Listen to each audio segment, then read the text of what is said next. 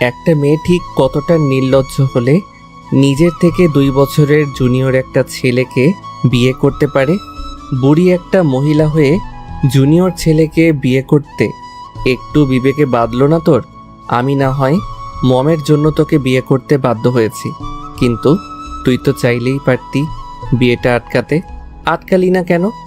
অবশ্য তুই জানতিস তোর মতো বুড়ি একটা মহিলাকে কেউ বিয়ে করবে না, তাই তো আমার মমকে হাত করে নিজের থেকে 2 বছরের জুনিয়র ছেলের গলায় ঝুলে পড়েছিস। বাসরাতে বরের মুখে কুরুচিপূর্ণ কথা শোনার জন্য আমি প্রস্তুত ছিলাম, কিন্তু তুই তুকারি শুনতে হবে এটা আমার ধারণার বাইরে ছিল। এমন কুরুচিপূর্ণ কথা শুনে লজ্জায়, অপমানে, ঘৃণায় আমার চোখ থেকে আপনা আপনি পানি গড়িয়ে পড়ল। এই একদম ন্যাকা কান্না করবি না আমার সামনে। তোর মতো 3rd ক্লাস মেয়েকে আমার খুব ভালো করে চেনা আছে।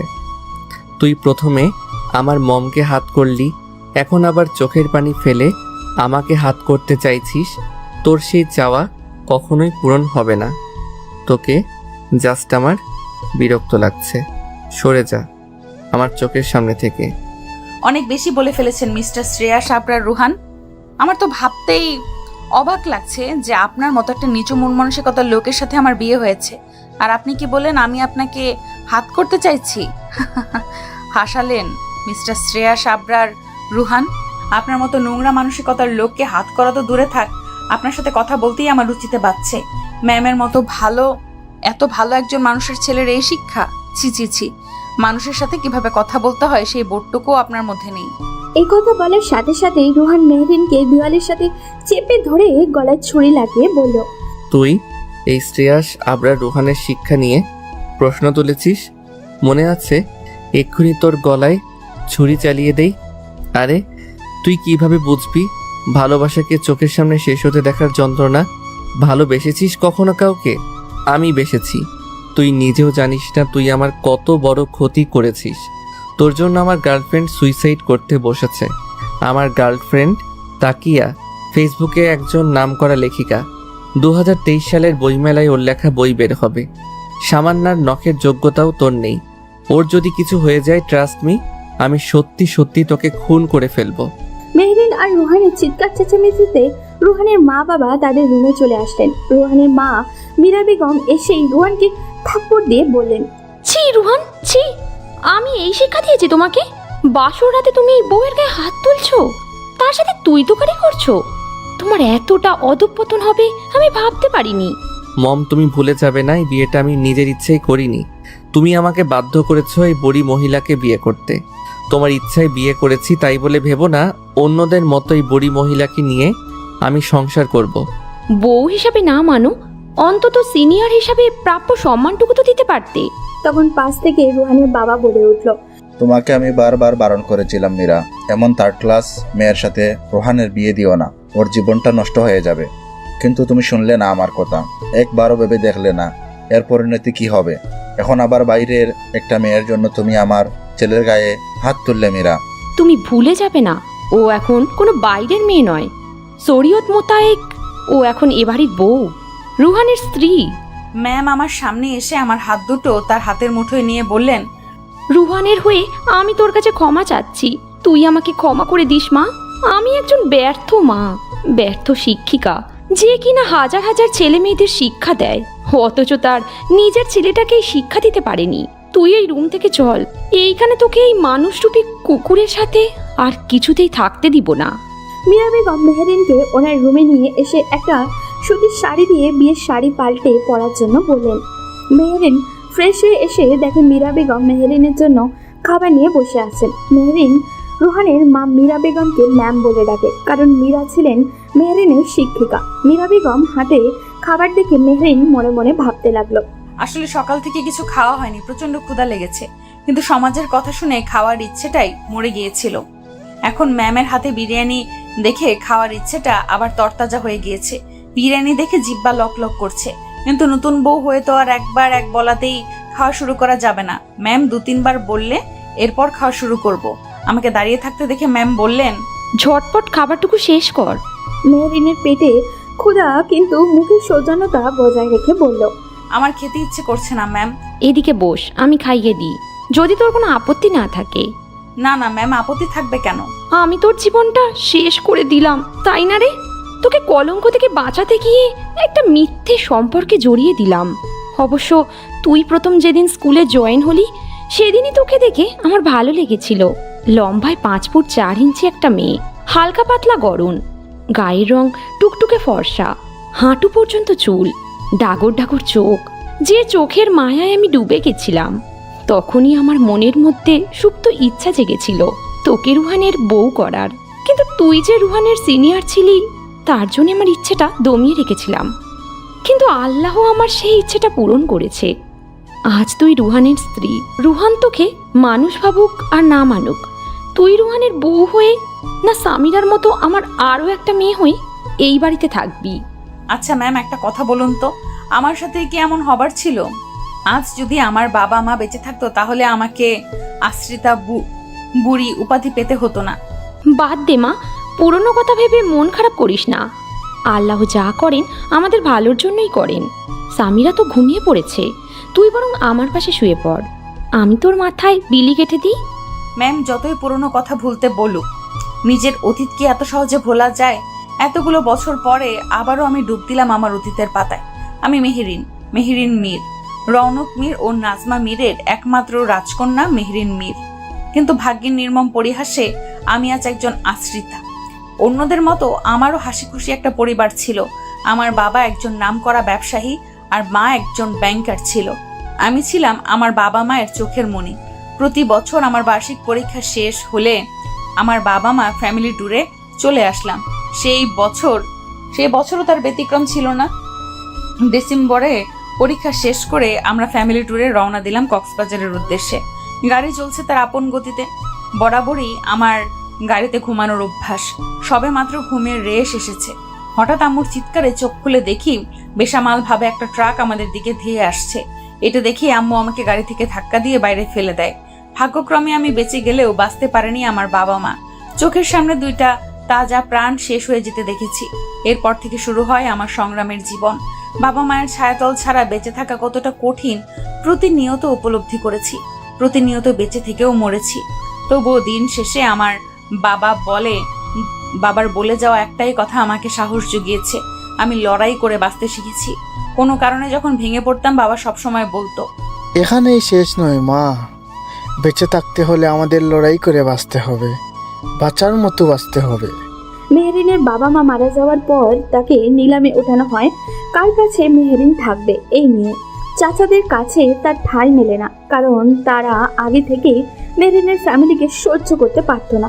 বারবার তার বাবার উপরে অ্যাটাক করতো তাকে মেরে ফেলার জন্য। মাঝে মাঝে মেহেরিন নিজের কাছে নিজেই প্রশ্ন করে, আসলেই কি আমার বাবা মায়ের অ্যাক্সিডেন্টের মৃত্যু হয়েছিল নাকি পরিকল্পিত খুন ছিল?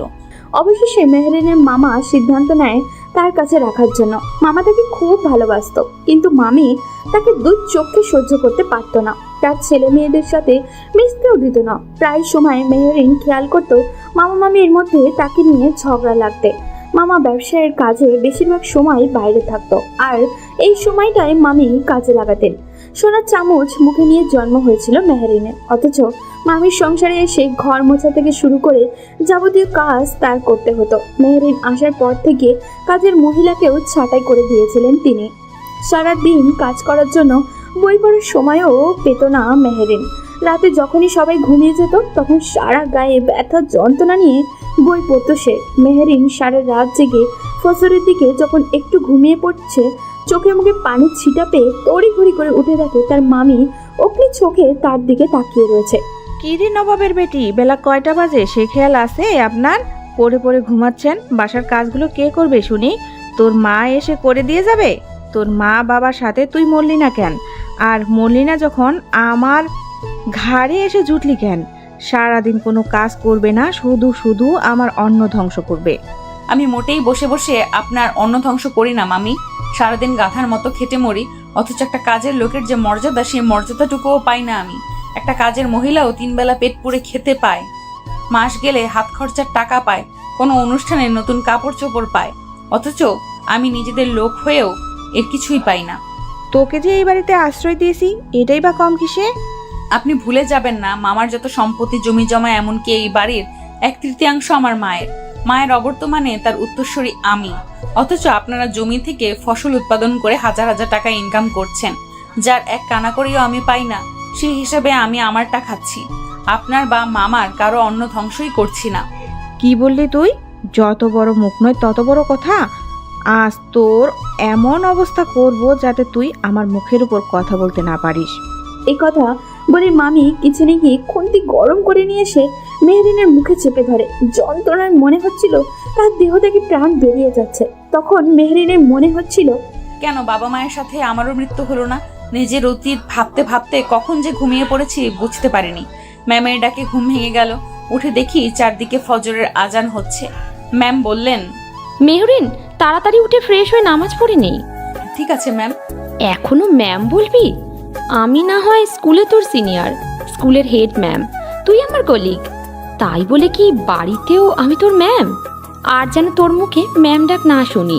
রাতে কি বলেছিলাম ভুলে গেছিস? তুই সামিরার মতো আমার আরও একটা মেয়ে হয়ে মাকে ম্যাম ডাকবি? এইটা ভালো দেখায় না। ঠিক আছে আম্মু। এই তো আমার লক্ষ্মী মেয়ে। এইবার চল তো তাড়াতাড়ি নামাজ পড়ে নি। বাসায় আর কেউ পড়ে না নামাজ? সামিরা পড়ে, আর বাকি দুইজন তাদের নাকি এখনো নামাজ পড়ার সময় হয়নি। অথচ তারা এইটা বোঝে না, মৃত্যু যখন আসবে তখন তাদের জন্য তওবা করার সময়টুকুও দেবে না। আমি আর আম্মু নামাজ শেষে কিছুক্ষণ আড্ডা দিলাম। বেশ ভালো মানের মানুষ ম্যাম, অথচ তারই ছেলে একটা অমানুষ। আম্মু, আমি সবার জন্য চা করি? ঠিক আছে কর, তবে সাবধানে করিস। আম্মু, তুমি চিন্তা করো না তো, এই সব রান্না করতে করতে অভ্যস্ত হয়ে গেছি আমি। মেহরিন কিচেনে এসে সবে মাত্র চুলায় পানি বসিয়েছে।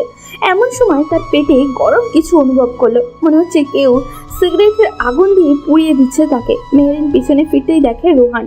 কি সিনিয়র বেবি, খুব জ্বলছে তাই না? আমার এর থেকে বেশি জ্বলেছিল যখন তোমাকে আমার বিয়ে করতে হয়েছিল। তোমার জন্য মম আমার গায়ে হাত তুলেছিল। আমি তো এত সহজে তোমাকে ছেড়ে দিব না সিনিয়র বেবি। তোমার খুব শখ ছিল এই শ্রেয়াস, আবরার, রুহানের বউ হওয়ার, তাই না? এর ফল তুমি হাড়ে হাড়ে টের পাবে। আমার ধৈর্যের পরীক্ষা নিতে আসবেন না মিস্টার রুহান। আপনি হয়তো জানেন না আমি একজন শিক্ষিকা, আর ধৈর্য না থাকলে কেউ শিক্ষকতার মতো এমন মহান পেশায় আসতে পারে না। এইরকম সিগারেটের গরম ছ্যাঁকা, খুন্তির গরম ছ্যাঁকা খাওয়ার অভ্যাস আছে আমার। মা বাবা মরা মেয়ে কিনা, সুযোগ পেলে কেউ আঘাত করতে ছাড়ে না। তাই বলে আমাকে অবলা নারী ভাববেন না মিস্টার। অন্যায় যে করে আর অন্যায় যে সহে, দুজনেই সমান অপরাধী। আমি কখনোই আপনার অন্যায় মেনে নেব না বলে গরম পানি রুহানের বুকে ছুঁড়ে দিলাম। ইউ ব্লাডি গার্ল, কি করলে এটা তুমি? ইট মারলে পাটকেল খেতে হয়, এটা নিশ্চয়ই জানেন। আপনি আমাকে আঘাত করবেন আর আমি সেই আঘাত মুখ বুজে সহ্য করে যাব? কখনোই না। আপনি একটা দিলে আমি 10টা দিব। আপনি আমাকে যতটুকু সম্মান দিবেন ঠিক আমার থেকে ততটুকু সম্মান পাবেন। সো নেক্সট টাইম আমার সাথে লাগতে আসবেন না।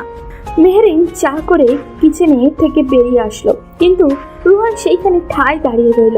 হয়তো মেহরিনের থেকে এমন পাল্টা জবাব আশা করেনি ও। তোকে তো আমি পরে দেখে নেব সিনিয়র বেবি। কেন রে, এতক্ষণ দেখে তোর কলিজা ভরেনি? আর আমাকে দেখবি কেন? তোর লেখিকা গার্লফ্রেন্ড কি তোর সুখে মোড়ে পাথর হয়ে গিয়েছে? একদম আমার গার্লফ্রেন্ড নিয়ে বাজে মন্তব্য করবেন না। আপনি লেখালেখির কি বোঝেন? হ্যাঁ, লেখালেখি করতে গেলেও যোগ্যতা লাগে, যা আপনার মতো মেয়ের নেই। আমার যোগ্যতা সম্পর্কে আপনার কোনো আইডিয়াও নেই মিস্টার। আর হ্যাঁ, আমার সম্পর্কে বেশি জানতে আসবেন না। দেখা গেল সিনিয়র সম্পর্কে জানতে এসে সিনিয়রের প্রেমে হাবুডুবু খেলেন। রুহানকে কিছু বলার সুযোগ না দিয়ে মেহরিন উপরে চলে আসলো। রুমে এসে দেখে ম্যাম ল্যাপটপ নিয়ে কিসের কাজ করছেন।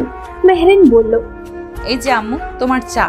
এইখানে বস, তোর সাথে আমার কিছু কথা আছে। ততক্ষণে চা তো ঠান্ডা হয়ে যাবে। আগে আঙ্কেলের চাটা দিয়ে আসি। ঠিক আছে যা। আসসালামু আলাইকুম, ভেতরে আসতে পারি আঙ্কেল? তুমি এখানে কেন এসেছো? আমাদের পরিবারের সদস্যদের মধ্যে মনোমালিন্য সৃষ্টি করে এখন আবার ভালো শাস্তি এসেছো।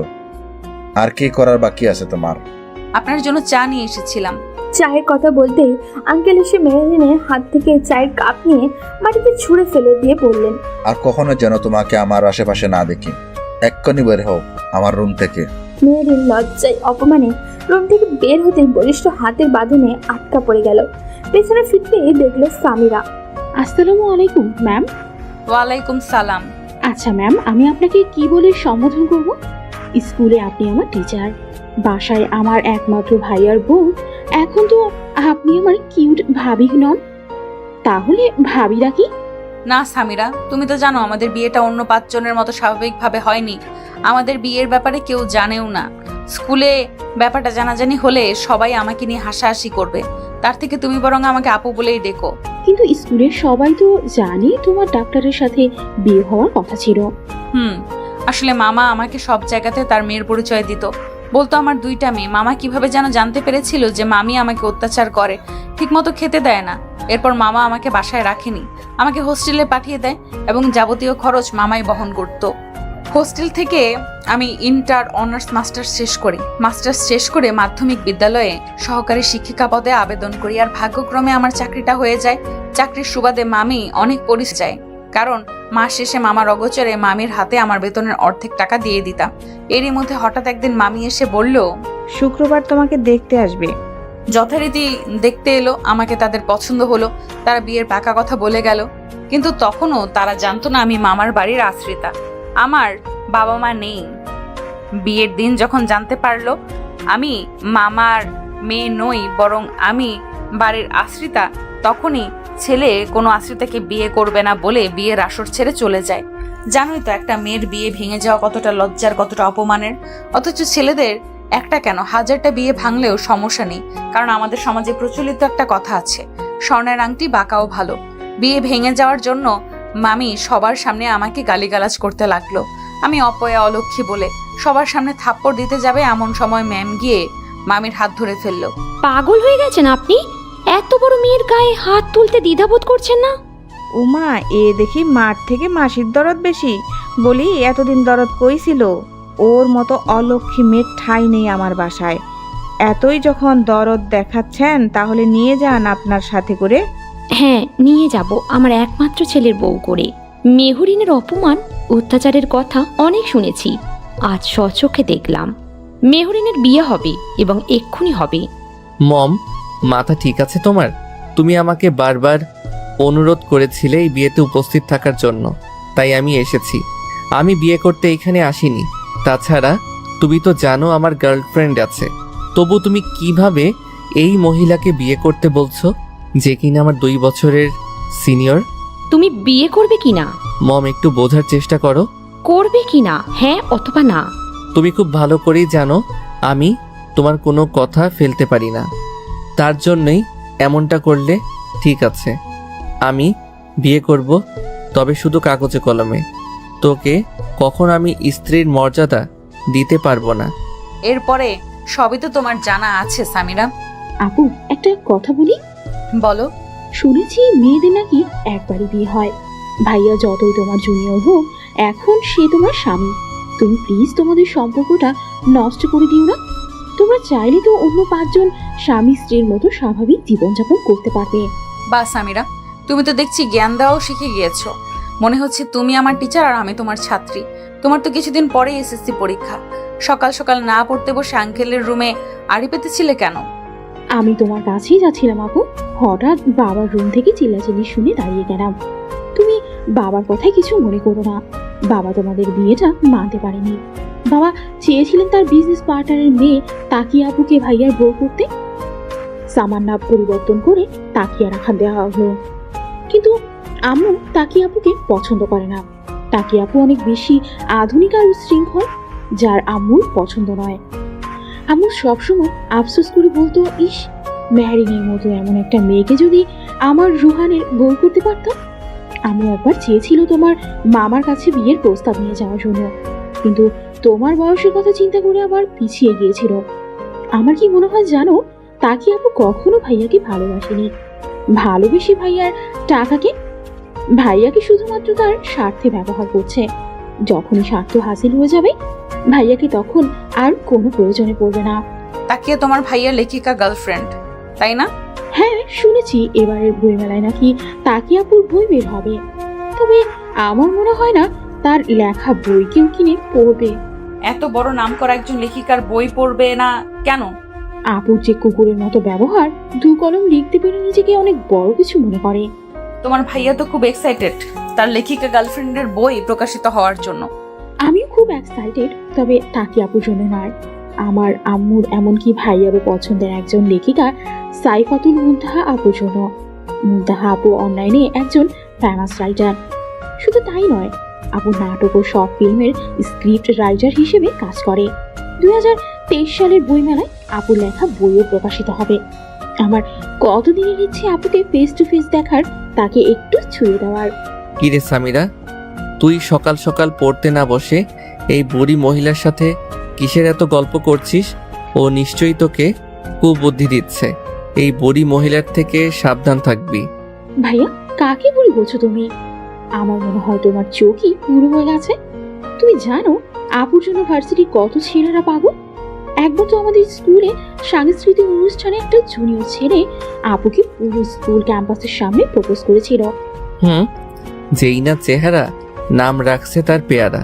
সিনিয়র বেবি, তুমি আমার সাথে আমার রুমে চলো। কেন?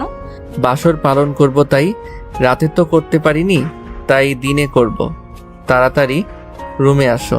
আমি আপনার কথা শুনতে বাধ্য নই। কিভাবে বাধ্য করতে হয় আমার খুব ভালো করেই জানা আছে। আমি যখন বলেছি যাব না।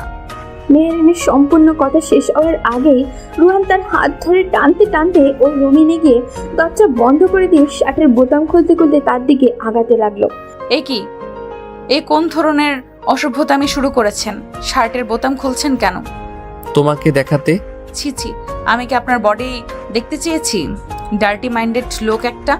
I hate your dirty mind. তোমাকে এটাই দেখাতে চাচ্ছি যে তুমি গরম পানি ছুঁড়ে আমার বুকের কি অবস্থা করেছো। দেখো কি রকম লাল বর্ণ ধারণ করেছে।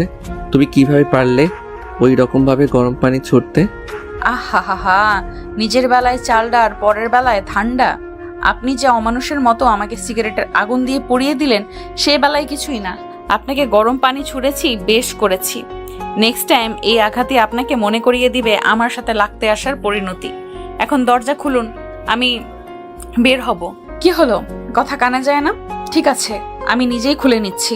বলে যেই না দরজা খুলতে যাবে তখনই রুহান পেছন থেকে মেহেরিনের হাত মুচড়ে দিয়ে বলল, এত তাড়াতাড়ি আমি তোমাকে ছাড়ছি না সিনিয়র বেবি। আঘাত যখন তুমি দিয়েছো, মলমও তুমি লাগাবে। আমি কেন? আপনার লেখিকা গার্লফ্রেন্ডকে কল করুন, সে এসে আদর সোহাগ দিয়ে ক্ষত সারিয়ে তুলবে। তোমার ওই নোংরা মুখে তুমি আমার গার্লফ্রেন্ডের নাম উচ্চারণ করবে না। শুধুমাত্র তোমার জন্য তাকিয়া আজ হসপিটালে মৃত্যুর সাথে পাঞ্জা লড়ছে। এর জন্য তুমি দায়ী। তাকিয়া যদি সত্যি কিছু হয়ে যায়, আমি কিন্তু তোমাকে ছেড়ে কথা বলবো না। ও মাগো, টুরু লাভ। আপনার টুরু লাভ কখনোই আপনাকে ভালোবাসেনি। আপনার লেখিকা গার্লফ্রেন্ড আপনাকে বলেছে সে সুইসাইড করতে বসেছে, কিন্তু আপনি কি সচক্ষে দেখেছেন? দেখেননি তো? না দেখে আপনার লেখিকা গার্লফ্রেন্ডের অ্যাকাউন্টে হাজার হাজার টাকা ট্রান্সফার করেছেন। This is the main point. আপনার লেখিকা গার্লফ্রেন্ড কখনো আপনাকে চায়নি, চেয়েছে আপনার টাকা। এখন আপনার মনে প্রশ্ন জাগতে পারে, আমি আপনার ব্যাপারে এত কিছু কিভাবে জানলাম? আম্মু শুধুমাত্র আমার কলিগ নয়, আমার একজন ভালো বন্ধু। আপনার প্রত্যেকটা কথা আম্মু আমার সাথে শেয়ার করত। আপনার নারী নক্ষত্র জেনেই আপনাকে বিয়ে করেছি। মেহেরিন ম্যাম, আপনি খুব ভালো লেকচার দিতে পারেন, অনেক লেকচার শুনিয়েছেন। এবার দয়া করে ফ্রিজ থেকে বরফ নিয়ে এসে আমার ক্ষত স্থানে লাগিয়ে দিন। আমার ঠেকা পড়েনি, আমি পারবো না। নিজের কাজ নিজে করে নিন। বিয়ে করেছি কি নিজের কাজে নিজে করার জন্য? তার উপর আবার সিনিয়র বউ বিয়ে করেছি। ভাবছি ব্যবসা বাণিজ্য সব বাদ দিয়ে বউয়ের টাকায় বসে বসে খাবো। মেহেরিন কিছু বলতে যাবে তার আগে দরজায় টোকা পড়ল। আপু, তুমি কি ভেতরে আছো? ভাইয়ার সাথে কিসের এত গল্প করছো, তাও আবার দরজা বন্ধ করে দিয়ে? আম্মু এক্ষুনি রাখছি তোমাকে, তাড়াতাড়ি আম্মুর রুমে এসো। ঠিক আছে সামিরা, তুমি যাও, আসছি আমি। তুমি কোথাও যাচ্ছ না সিনিয়র বেবি, আগে আমার ক্ষত স্থানে বরফ লাগিয়ে দাও। আমি পারবো না, আম্মু ডাকছে, আসছি। আমি বলে দরজা খুলে চলে আসলাম। আম্মু ডেকেছো? হ্যাঁ, বস। তোদের বিয়েটা যেহেতু হুট করেই হয়ে গিয়েছে, কেউ তোদের বিয়ের ব্যাপারে জানে না, তাই আমি চাচ্ছিলাম ছোটখাটো একটা বৌভাতের আয়োজন করতে। তোর মামা মামি ও তো আমাদের বাসায় আসেনি, এই সুযোগে তাদেরও দেখা হয়ে যাবে। না না আম্মু, শুধু শুধু কি দরকার আছে মানুষ হাসানোর? আমাদের সমাজ জুনিয়রকে বিয়ে করাটা ভালো চোখে দেখে না। যেখানে আমাদের সম্পর্কটাই ভিত্তিহীন, সেখানে কি প্রয়োজন আছে ঘটা করে লোকজন জানানোর? ঠিক আছে, তুই যা বলিস তাই হবে। তুই যদি যাস এই কাগজে কলমের সম্পর্ক থেকে বেরিয়ে আসতে, আমি তোর ডিভোর্সের ব্যবস্থা করে দিব। তবে আমি মনে করি ডিভোর্স কোনো সমস্যার সমাধান নয়। আমি চাই তুই আর রুহান অন্য 5টা স্বাভাবিক কাপলদের মতো সংসার কর। আমার ছেলেটা বড্ড অবুঝ, কিন্তু তুই তো ভালো মন্দ সব বুঝিস, তুই ওকে বোঝাবি। দেখ মা, রুহান জুনিয়র হলেও এখন তোর স্বামী, তুই কেন তোর স্বামীর অধিকার ছেড়ে দিবি? তাকিয়া ভালো মেয়ে নয় মা, ওর কাজই হচ্ছে বড়লোক ছেলেদের হাত করে তাদের থেকে টাকা হাতিয়ে নেওয়া। তুই রুহানের স্ত্রী, তুই চাইলেই পারবি তাকিয়ার থেকে আমার ছেলেটাকে ফিরিয়ে আনতে। ঠিক আছে আম্মু, তুমি শুধু দেখবে আমার জুনিয়র বরের কি হাল করি আমি। এই সিনিয়রের প্রেমে যদি ওকে হাবুডুবু খাওয়াতে না পারি তো আমার নামও মেহেরিন নয়। প্রয়োজনে হুজুরের থেকে পড়া পানি এনে খাওয়াবো তোমার ছেলেকে। তারপর দেখবো তোমার ছেলে সারাক্ষণ বউয়ের আঁচলের তলায় ঘুরঘুর করবে আর সারাদিন মেহেরিন মেহেরিন করবে। Just wait and watch. পাকলি মেয়ে আমার, তুই যদি আমার ছেলেকে তোর প্রেমের জালে ফাঁসাতে পারিস, আমি তোকে এমন একটা গিফট দিব যা তুই কখনো ভাবতেও পারবি না। ওকে, ডান। তাহলে এখন থেকেই মিশন শুরু করে দে। কিভাবে শুরু করব? একটু ক্লু তো দাও। আমি তো আর আগে সংসার করে আসিনি যে বুঝতে পারবো কিভাবে জুনিয়র বরের মনে প্রেমের আগুন জ্বালানো যায়। সেইটাও কি তোকে বলে দিতে হবে? আচ্ছা বাদ দাও, তুমি বলো তোমার ছেলে আর তোমার বর কি কি খেতে পছন্দ করে। তোমার বর তো আগেই আমাকে বলে দিয়েছে আমি যেন তার আশেপাশে না যাই। এখন আমি রান্না করলে তোমার বর কি আমার হাতে রান্না খাবে? আমার পর করছিস কেন? বাবা হয় তোর। সে তো আমাকে বাবা ডাকার অধিকার দেয়নি। আমি বাবা ডাকলে দেখা গেল সে আমাকে ঠাটিয়ে এক চর দিয়ে বলল, এই মেয়ে, আমি তোমাকে বাবা ডাকার অধিকার দেইনি। কোন সাহসে তুমি আমাকে বাবা ডাকলে? না রে মা, মানুষটাকে যেমন উপরে উপরে শক্ত মনের জোর মনে হয়, ভেতরে কিন্তু ততটাই নরম। আসলে আমি এক প্রকার জোর করেই রুহানের বিয়েটা দিয়েছি, তো তাই তোকে মানতে পারিনি। কিন্তু দেখিস, আস্তে আস্তে সব ঠিক হয়ে যাবে, তখন ওই মানুষটা তোকে মাথায় করে রাখবে। তাই যেন হয় আম্মু। আম্মু, আমি কিচেনে যাচ্ছি, দেখি আমার হাতের রান্না খাইয়ে বর আর শ্বশুরের মন জয় করতে পারি কিনা। ঠিক আছে, যা মা, রেনু তোকে রান্না করতে সাহায্য করবে। আমার স্কুলের কিছু কাজ বাকি রয়েছে, না হলে আমি তোকে সাহায্য করতাম। ঠিক আছে আম্মু, সমস্যা নেই, আমি সবটা সামলে নিতে পারবো। আমি আসলেই অলরাউন্ডার বৌমা পেয়েছি। এখনকার যুগের মেয়েরা তো পড়াশোনা করলে কোনো কাজেই হাত দিতে চায় না, তারা কাজ করতে না পারাটাকে গর্বের মনে করে। অথচ আমার মেয়েটা একজন মাধ্যমিক বিদ্যালয়ের শিক্ষিকা হয়েও সব কাজে পারদর্শী। সবাই তো আর আমার মতো বাবা মা মরা মেয়ে নয় আম্মু। আমি কি তোর মা নই? এরপর যদি আর কখনো তোর মুখে বাবা মা মরা মেয়ে বলতে শুনি, তখন কিন্তু আমি তোর মুখে সেলাই করে দিব। সরি আম্মু, ভুল হয়ে গিয়েছে। এই যে দেখো, কান ধরেছি। এইবারের মতো ক্ষমা করে দিলাম, নেক্সট টাইম কিন্তু পিটুনি পড়বে। ওকে আম্মু। আমি কি আপনাকে হেল্প করব আপামনি? মেহরিন মিষ্টি কণ্ঠে পেছনে ফিরে দেখে আনুমানিক 12 কি 13 বছর বয়সী হালকা পাতলা গড়নের একটা মেয়ে দাঁড়িয়ে আছে। মেহরিনের মন বলল এটা হয়তো রেনু, তবুও শিওর হওয়ার জন্য সে জিজ্ঞাসা করলো, তুমি কি রেনু? জি আপামনি। তোমার কথাবার্তা পোশাকে মনে হচ্ছে তুমি এই বাসায় কাজ করো। শুধু আপনি না, কেউই ধরতে পারে না যে আমি এই বাসায় কাজ করি। এই বাসার প্রত্যেকটা মানুষ খুবই ভালো মনের, তারা আমাকে নিজেদের পরিবারের একজন সদস্য মনে করে, এমনকি আমাকে স্কুলেও ভর্তি করিয়েছে। ও আচ্ছা, আপাতত তোমার এখানে কোনো কাজ নেই, তুমি গিয়ে পড়তে বসো, আমার প্রয়োজন হলে আমি ডেকে নিব। ঠিক আছে আপামনি। তারপর মেহরিন ঝটপট ফ্রিজ থেকে হাঁসের গোস্ত, ইলিশ মাছ বের করে পানিতে ভিজিয়ে রাখলো। মেহরিন জেনেছে রুহান আর আঙ্কেলের নাকি নারকেল দিয়ে হাঁসের গোস্ত আর ঝরঝরে পোলাও খুব পছন্দের। ফ্রিজে আদা, রসুন, পেঁয়াজ সবকিছু পিষে রাখাই ছিল, যার ফলে আর তার বেশি কষ্ট করতে হয়নি। মেহরিন একটু চুলায় গোস্ত বসিয়ে অন্য চুলায় পোলাও চাল ভেজে নেবে। বরাবরই রান্না করতে বেশ ভালো লাগে মেহরিনের, কিন্তু রান্নার সময় লোকজন থাকলে মোটেও ভালো লাগে না তার, কারণ তার মনে হয় তারা রান্নায় নজর দিয়ে খাবারের স্বাদ নষ্ট করে দেয়। এমনকি মেহরিনের আম্মু বেঁচে থাকতে যখন ছুটির দিনে কখনো রান্না করতে ইচ্ছা করতো, মেহরিন তার আম্মুকেও কিচেনে অ্যালাউ করতো না। এই নিয়ে তার আম্মু আপু সারাক্ষণ তাকে টিস করতো। পুরনো কথা মনে করতেই আপনি চোখ থেকে পানি গড়িয়ে পড়লো মেহরিনের। প্রায় 3 ঘন্টা ব্যয় করে রুহান আর আঙ্কেলের পছন্দের হাঁসের গোস্ত আর পোলাও, বাসমতি চালের ভাত, সর্ষে ইলিশ, কচিলতি দিয়ে ছোট মাছের তরকারি আর সাথে একটু পায়েসও রান্না করলো মেহরিন। আপামনি, রান্না শেষ হয়ে গিয়েছে, আপনি তো আমাকে ডাকলেন না। রেনু, এসেছো? আমি এক্ষুনি তোমাকে ডাকবো ভাবছিলাম। সব রান্না বান্না করা শেষ হয়ে গিয়েছে, তুমি সবকিছু ডাইনিং টেবিলে নিয়ে রাখো, আমি একটু ফ্রেশ হয়ে আসি। ঠিক আছে আপামনি। মেহেরিন ফ্রেশ হয়ে এসে দেখলে আঙ্কেল বাদে সবাই টেবিলে বসে পড়েছে। তাকে দেখে রুহানের আম্মু বলল, তুইও বস, আমি খাবার সার্ভ করছি। তুমি খাবে না আম্মু? মায়েরা কখনো আগে খায় না মা, তোরা খেয়ে নে, তারপর আমি খাবো। এটা কেমন কথা আম্মু? তুমিও বসো না, সবাই মিলে একসাথে খাওয়ার মজাই আলাদা। মীরা, মনে হচ্ছে আজ বাসায় ভালো মন্দ রান্না হয়েছে। ভেবেছিলাম তোমার উপর অভিমান করে আজ বাইরে থেকে খাবার খাবো, কিন্তু খাবারের গ্রান রুমে থাকা দুষ্কর হয়ে পড়েছিল আমার জন্য। অভিমান বলে চলে এলাম খেতে। এখন তাড়াতাড়ি খেতে দাও। হ্যাঁ দিচ্ছি। খাবার টেবিলে পিন পতন নীরবতা চলছে। কারোর মুখে কোনো কথা নেই, যে যার মতো করে খাচ্ছে। হঠাৎ রুহানের বাবা বলে উঠল, মীরা, তোমার হাতটা দাও দেখি। কেন করবে? তোমার রান্নার হাত দেখবো। আজ হঠাৎ এত ভালো রান্না কিভাবে করলে? মনে হচ্ছে নতুন হাতের রান্নার স্বাদ পেলাম। টেবিলে রাখা প্রত্যেকটা রেসিপি আমার পছন্দের। তোমাকে তো 1000 বার বলেও কচুরলতি রান্না করাতে পারি না।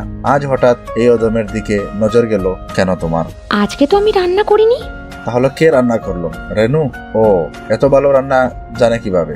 আর সামিরা তো কখনো কিচেনে যায়নি, ওর তো এত ভালো রান্না জানার প্রশ্নই আসে না। আমরা কেউই রান্না করিনি, ইনফ্যাক্ট আমরা কেউই আজ কিচেনে যাইনি। মেহরিন একা হাতে সব কিছু রান্না করেছে। মেহেরিন রান্না করেছে শুনে রুহানের বাবার মুখের রং পরিবর্তন হয়ে গেল। তিনি খাবার ছেড়ে চলে যেতে লাগলেন। মেহেরিন সাহস করে আঙ্কেলের হাত ধরে বলল, প্লিজ আঙ্কেল, খাবার ছেড়ে যাবেন না। অপরাধ আমি করেছি, খাবার তো কোনো অপরাধ করেনি। আপনি প্লিজ যাবেন না। আজ থেকে 8 বছর আগে বাবা মাকে হারিয়েছি। আমারও ইচ্ছা হয় সবার সাথে বসে খেতে। বিয়ে নিয়ে প্রত্যেকটা মেয়ের স্বপ্ন থাকে, আমিও এর ব্যতিক্রম ছিলাম না। জানেন আঙ্কেল, আমি সবসময় মনকে সান্ত্বনা দিয়ে বলতাম, বাবা মাকে হারিয়েছি তো কি হয়েছে, শ্বশুর শাশুড়ির মাঝে আমি আবার নতুন বাবা মা খুঁজে নিব। কিন্তু সবার ভাগ্যে তো আর সব সুখ জোটে না। মেহেরিনের কথা শুনে আঙ্কেল চুপচাপ বসে যেতে লাগলো। খাওয়া দাওয়া শেষ করে তাকে উদ্দেশ্য করে বলল, এই মেয়ে, খাবার শেষ করে তুমি আমার রুমে আসো। ঠিক আছে আঙ্কেল। খাবার শেষ করে আঙ্কেলের রুমের সামনে দাঁড়িয়ে আছে মেহেরিন। ভেতরে যাওয়ার সাহস হচ্ছে না। আঙ্কেল যে রাগ দেখা গেল তার গালে ঠাঁটিয়ে একটা চর বসিয়ে দিল। এই মেয়ে, বাইরে দাঁড়িয়ে আছো কেন? ভেতরে আসো। আমি মানুষ, পশু নই যে তোমাকে খেয়ে ফেলবো। আমার মধ্যেও মানবিকতা আছে। তোমার হাত দাও। জি আঙ্কেল। তোমার হাত দিতে বলেছি। মেহেরিন ভয় পেয়ে এক হাত এগিয়ে দিতেই আঙ্কেল তার হাতে 1000 টাকার 5টা নোট ধরিয়ে দিয়ে এলো। মেহেরিন বলল, ওমা, টাকা কেন আঙ্কেল?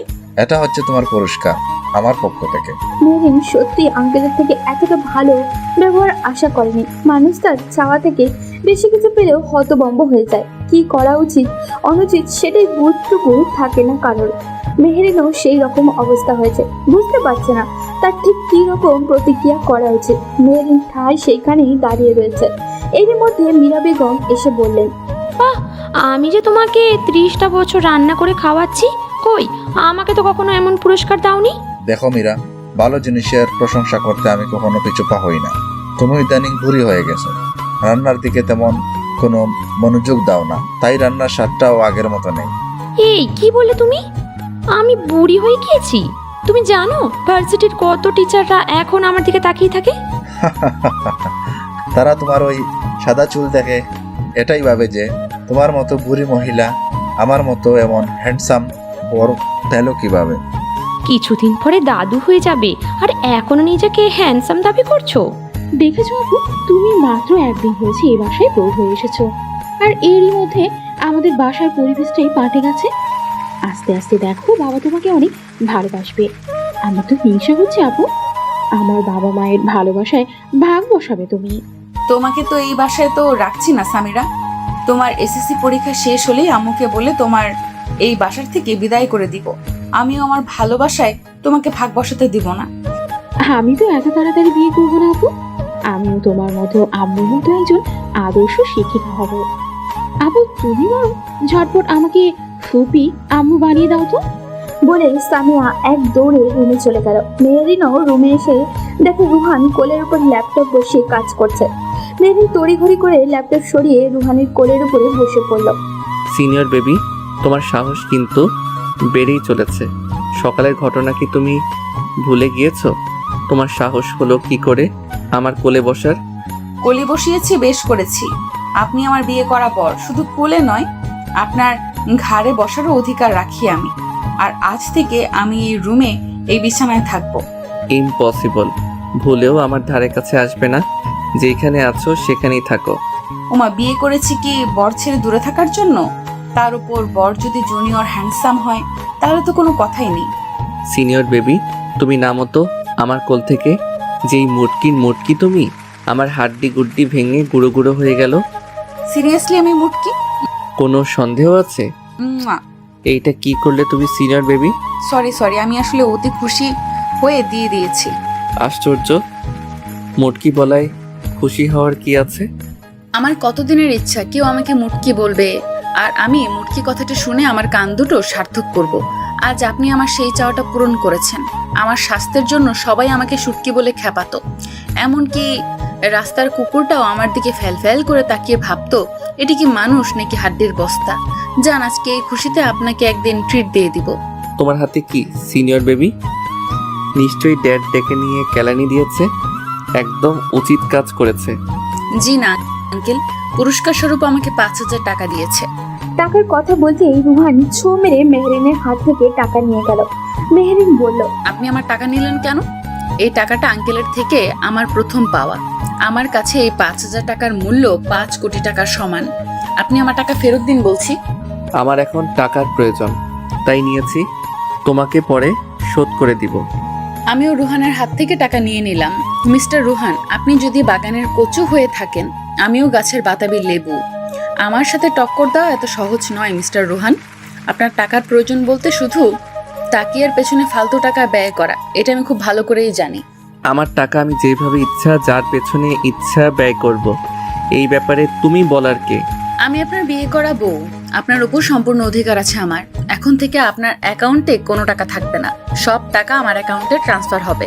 মাস শেষে আমি আপনাকে হাত খরচা টাকা দিব। অখাতে টাকা ব্যয় করেছেন আর নয়। তুমি কিন্তু তোমার লিমিট ক্রস করে যাচ্ছ সিনিয়র বেবি। আমি তোমার কোনো কথা শুনতে বাধ্য নই। আপনি ভুলে যান কেন? আমি একজন শিক্ষিকা। শিক্ষিকারা অবাধ্যকে কিভাবে বাধ্য করতে হয় সেটা খুব ভালো করেই জানে। Look at the phone. কিসের ভিডিও এটা? আপনি নিজের চোখেই দেখুন। ছি, এমন একটা নোংরা ভিডিও করতে তোমার একটু বিবেকে বাঁধলো না? এক্ষুনি ডিলিট করো বলছি। নো ওয়ে ডিয়ার, আপনি যদি আমার কথা অনুযায়ী না চলেন এই ভিডিও মুহূর্তের মধ্যে ভাইরাল হয়ে যাবে। তো মিস্টার জুনিয়র, একবার ভেবে দেখুন তো, আপনার এই লজ্জাজনক ভিডিও একবার যদি ভাইরাল হয়ে যায়, আপনার নাম, যশ, খ্যাতি, ক্যারিয়ার, এমনকি আপনার লেখিকা গার্লফ্রেন্ডও হাতছাড়া হয়ে যাবে। নাও ইয়োর চয়েস। আমার কথা অনুযায়ী চলবেন নাকি ভিডিও ভাইরাল করব? গতকাল রাতে আমার ট্রাউজার খুঁজে পেয়েছিলাম না, তাই লুঙ্গি পরে ঘুমিয়েছিলাম। লুঙ্গিতে আমার দুর্বলতা রয়েছে, আর তুমি আমার সেই দুর্বলতার সুযোগ নিয়েছো।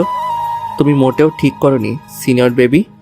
রাতে আমার লাগেজ নিতে এসে দেখি যে আপনার লুঙ্গি আকাশে উঠে গেছে। আমিও ভাবলাম আপনার মতো ঘাটতারাকে সোজা করতে এর থেকে ভালো কোনো অস্ত্র আর নেই, ব্যাস ভিডিও করে নিলাম। কিন্তু আপনি তো আমার কথা অনুযায়ী চলবেন না। তার চেয়ে বরং ভিডিওটা আমার ভাইরাল করে দিই, অনেক লাইক কমেন্ট শেয়ার হবে। আপনার ভিডিও ভাইরাল করে আমিও ভাইরাল হয়ে যাব।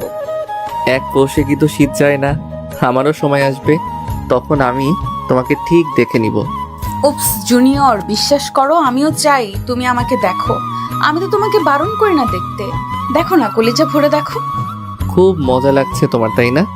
অবশ্যই, কি করব বলো? সোজা আঙ্গুলে যখন ঘি না ওঠে তখন আঙ্গুল তো বাঁকা করতেই হয়। রুহানের সাথে এভাবে মজা আর খুনসুটিতে কেটে যায় 1 সপ্তাহ। বিয়ে উপলক্ষে স্কুল থেকে 1 সপ্তাহের ছুটি নিয়েছে মেহরিন। আজ থেকে আবার স্কুলে জয়েন করতে হবে তাকে। মেহরিন তাড়াতাড়ি ওর ফজরের নামাজ পড়ে নিল। রুহানকে অনেকবার ডাকলো কিন্তু উঠলো না। মেহরিন জানে রুহান জেগে জেগে ঘুমানোর ভান করছে যাতে নামাজ পড়তে না হয়। মেহরিন বলল, রুহান খুব খারাপ হয়ে যাচ্ছে কিন্তু। সিনেমাতে দেখতাম গাড়ি নিয়ে গাছের সাথে অ্যাক্সিডেন্ট করে নায়ক নায়িকার স্মৃতি হারিয়ে যেত, কিন্তু তোমার কি অতিরিক্ত ঘুমের কারণে স্মৃতিশক্তি হারিয়ে গেল নাকি? তুমি কি ডিলের কথা ভুলে গিয়েছো? এখন থেকে ঠিক 5 মিনিট সময় দিলাম, এর মধ্যে যেন দেখি তুমি মসজিদে চলে গিয়েছো। আমার কথার অবাধ্য হলে জানো তো কি করব? বেশি কিছু করব না বেবি, শুধু ভিডিওটা ভাইরাল হয়ে যাবে। যাচ্ছি তো সিনিয়র বেবি, এত প্যারা দাও কেন? সোজা করে বললেই তো পারো। মেহরিন রুমটা গুছিয়ে কিচেনে চলে গেল। কিচেনে গিয়ে দেখে মীরা বেগম নাস্তা রেডি করছেন। মেহরিন মীরা বেগমকে পিছন থেকে জড়িয়ে ধরে বলল, গুড মর্নিং আম্মু। Good morning to baby. তুমি কিচেনে কেন আম্মু? আমি রান্না করতাম। তুই এই এক সপ্তাহ রান্না করছিস মা? আজকে থেকে তোর আবার স্কুলে জয়েন করতে হবে। এখন রান্না করে আবার দিন ভরে বকবক করতে হবে, অনেক কষ্ট হয়ে যাবে তোর। আমার তো তেমন ক্লাস নিতে হয় না, কিন্তু তোর তো অনেকগুলো ক্লাস নিতে হয়, তাই ভাবলাম আমি রান্না করি, তুই বরং ছুটির দিনে রান্না করিস। ঠিক আছে আম্মু। মেহরিন নাস্তা সেরে রেডি হয়ে স্কুলে চলে গেল। স্কুলে আসতেই মিয়ানাজ স্যারের সাথে দেখা হয়ে গেল ওর। মিয়ানাজ স্যার বললেন, আরে মেহরিন, কেমন আছো? আলহামদুলিল্লাহ ভালো। আপনি কেমন আছেন স্যার? আমার আর ভালো থাকা হলো কই, বাদ দাও আমার কথা। তোমার সংসার জীবন কেমন চলছে? আপনাকে তো বলা হয়েছিল, আসলেন না কেন বিয়েতে? চোখের সামনে নিজের ভালোবাসার মানুষকে অন্যের হাতে দেখার সাহস আমার ছিল না মেহরিন। মানে কি স্যার? কে আপনার ভালোবাসার মানুষ? মিয়ানাজ স্যার মেহরিনের কথায় উত্তর দিয়ে বলল, মেহরিন, চলো আমরা ক্যান্টিনে গিয়ে বসি, যদি তোমার কোনো আপত্তি না থাকে। ক্লাস শুরু হওয়ার এখনো তো দেরি আছে।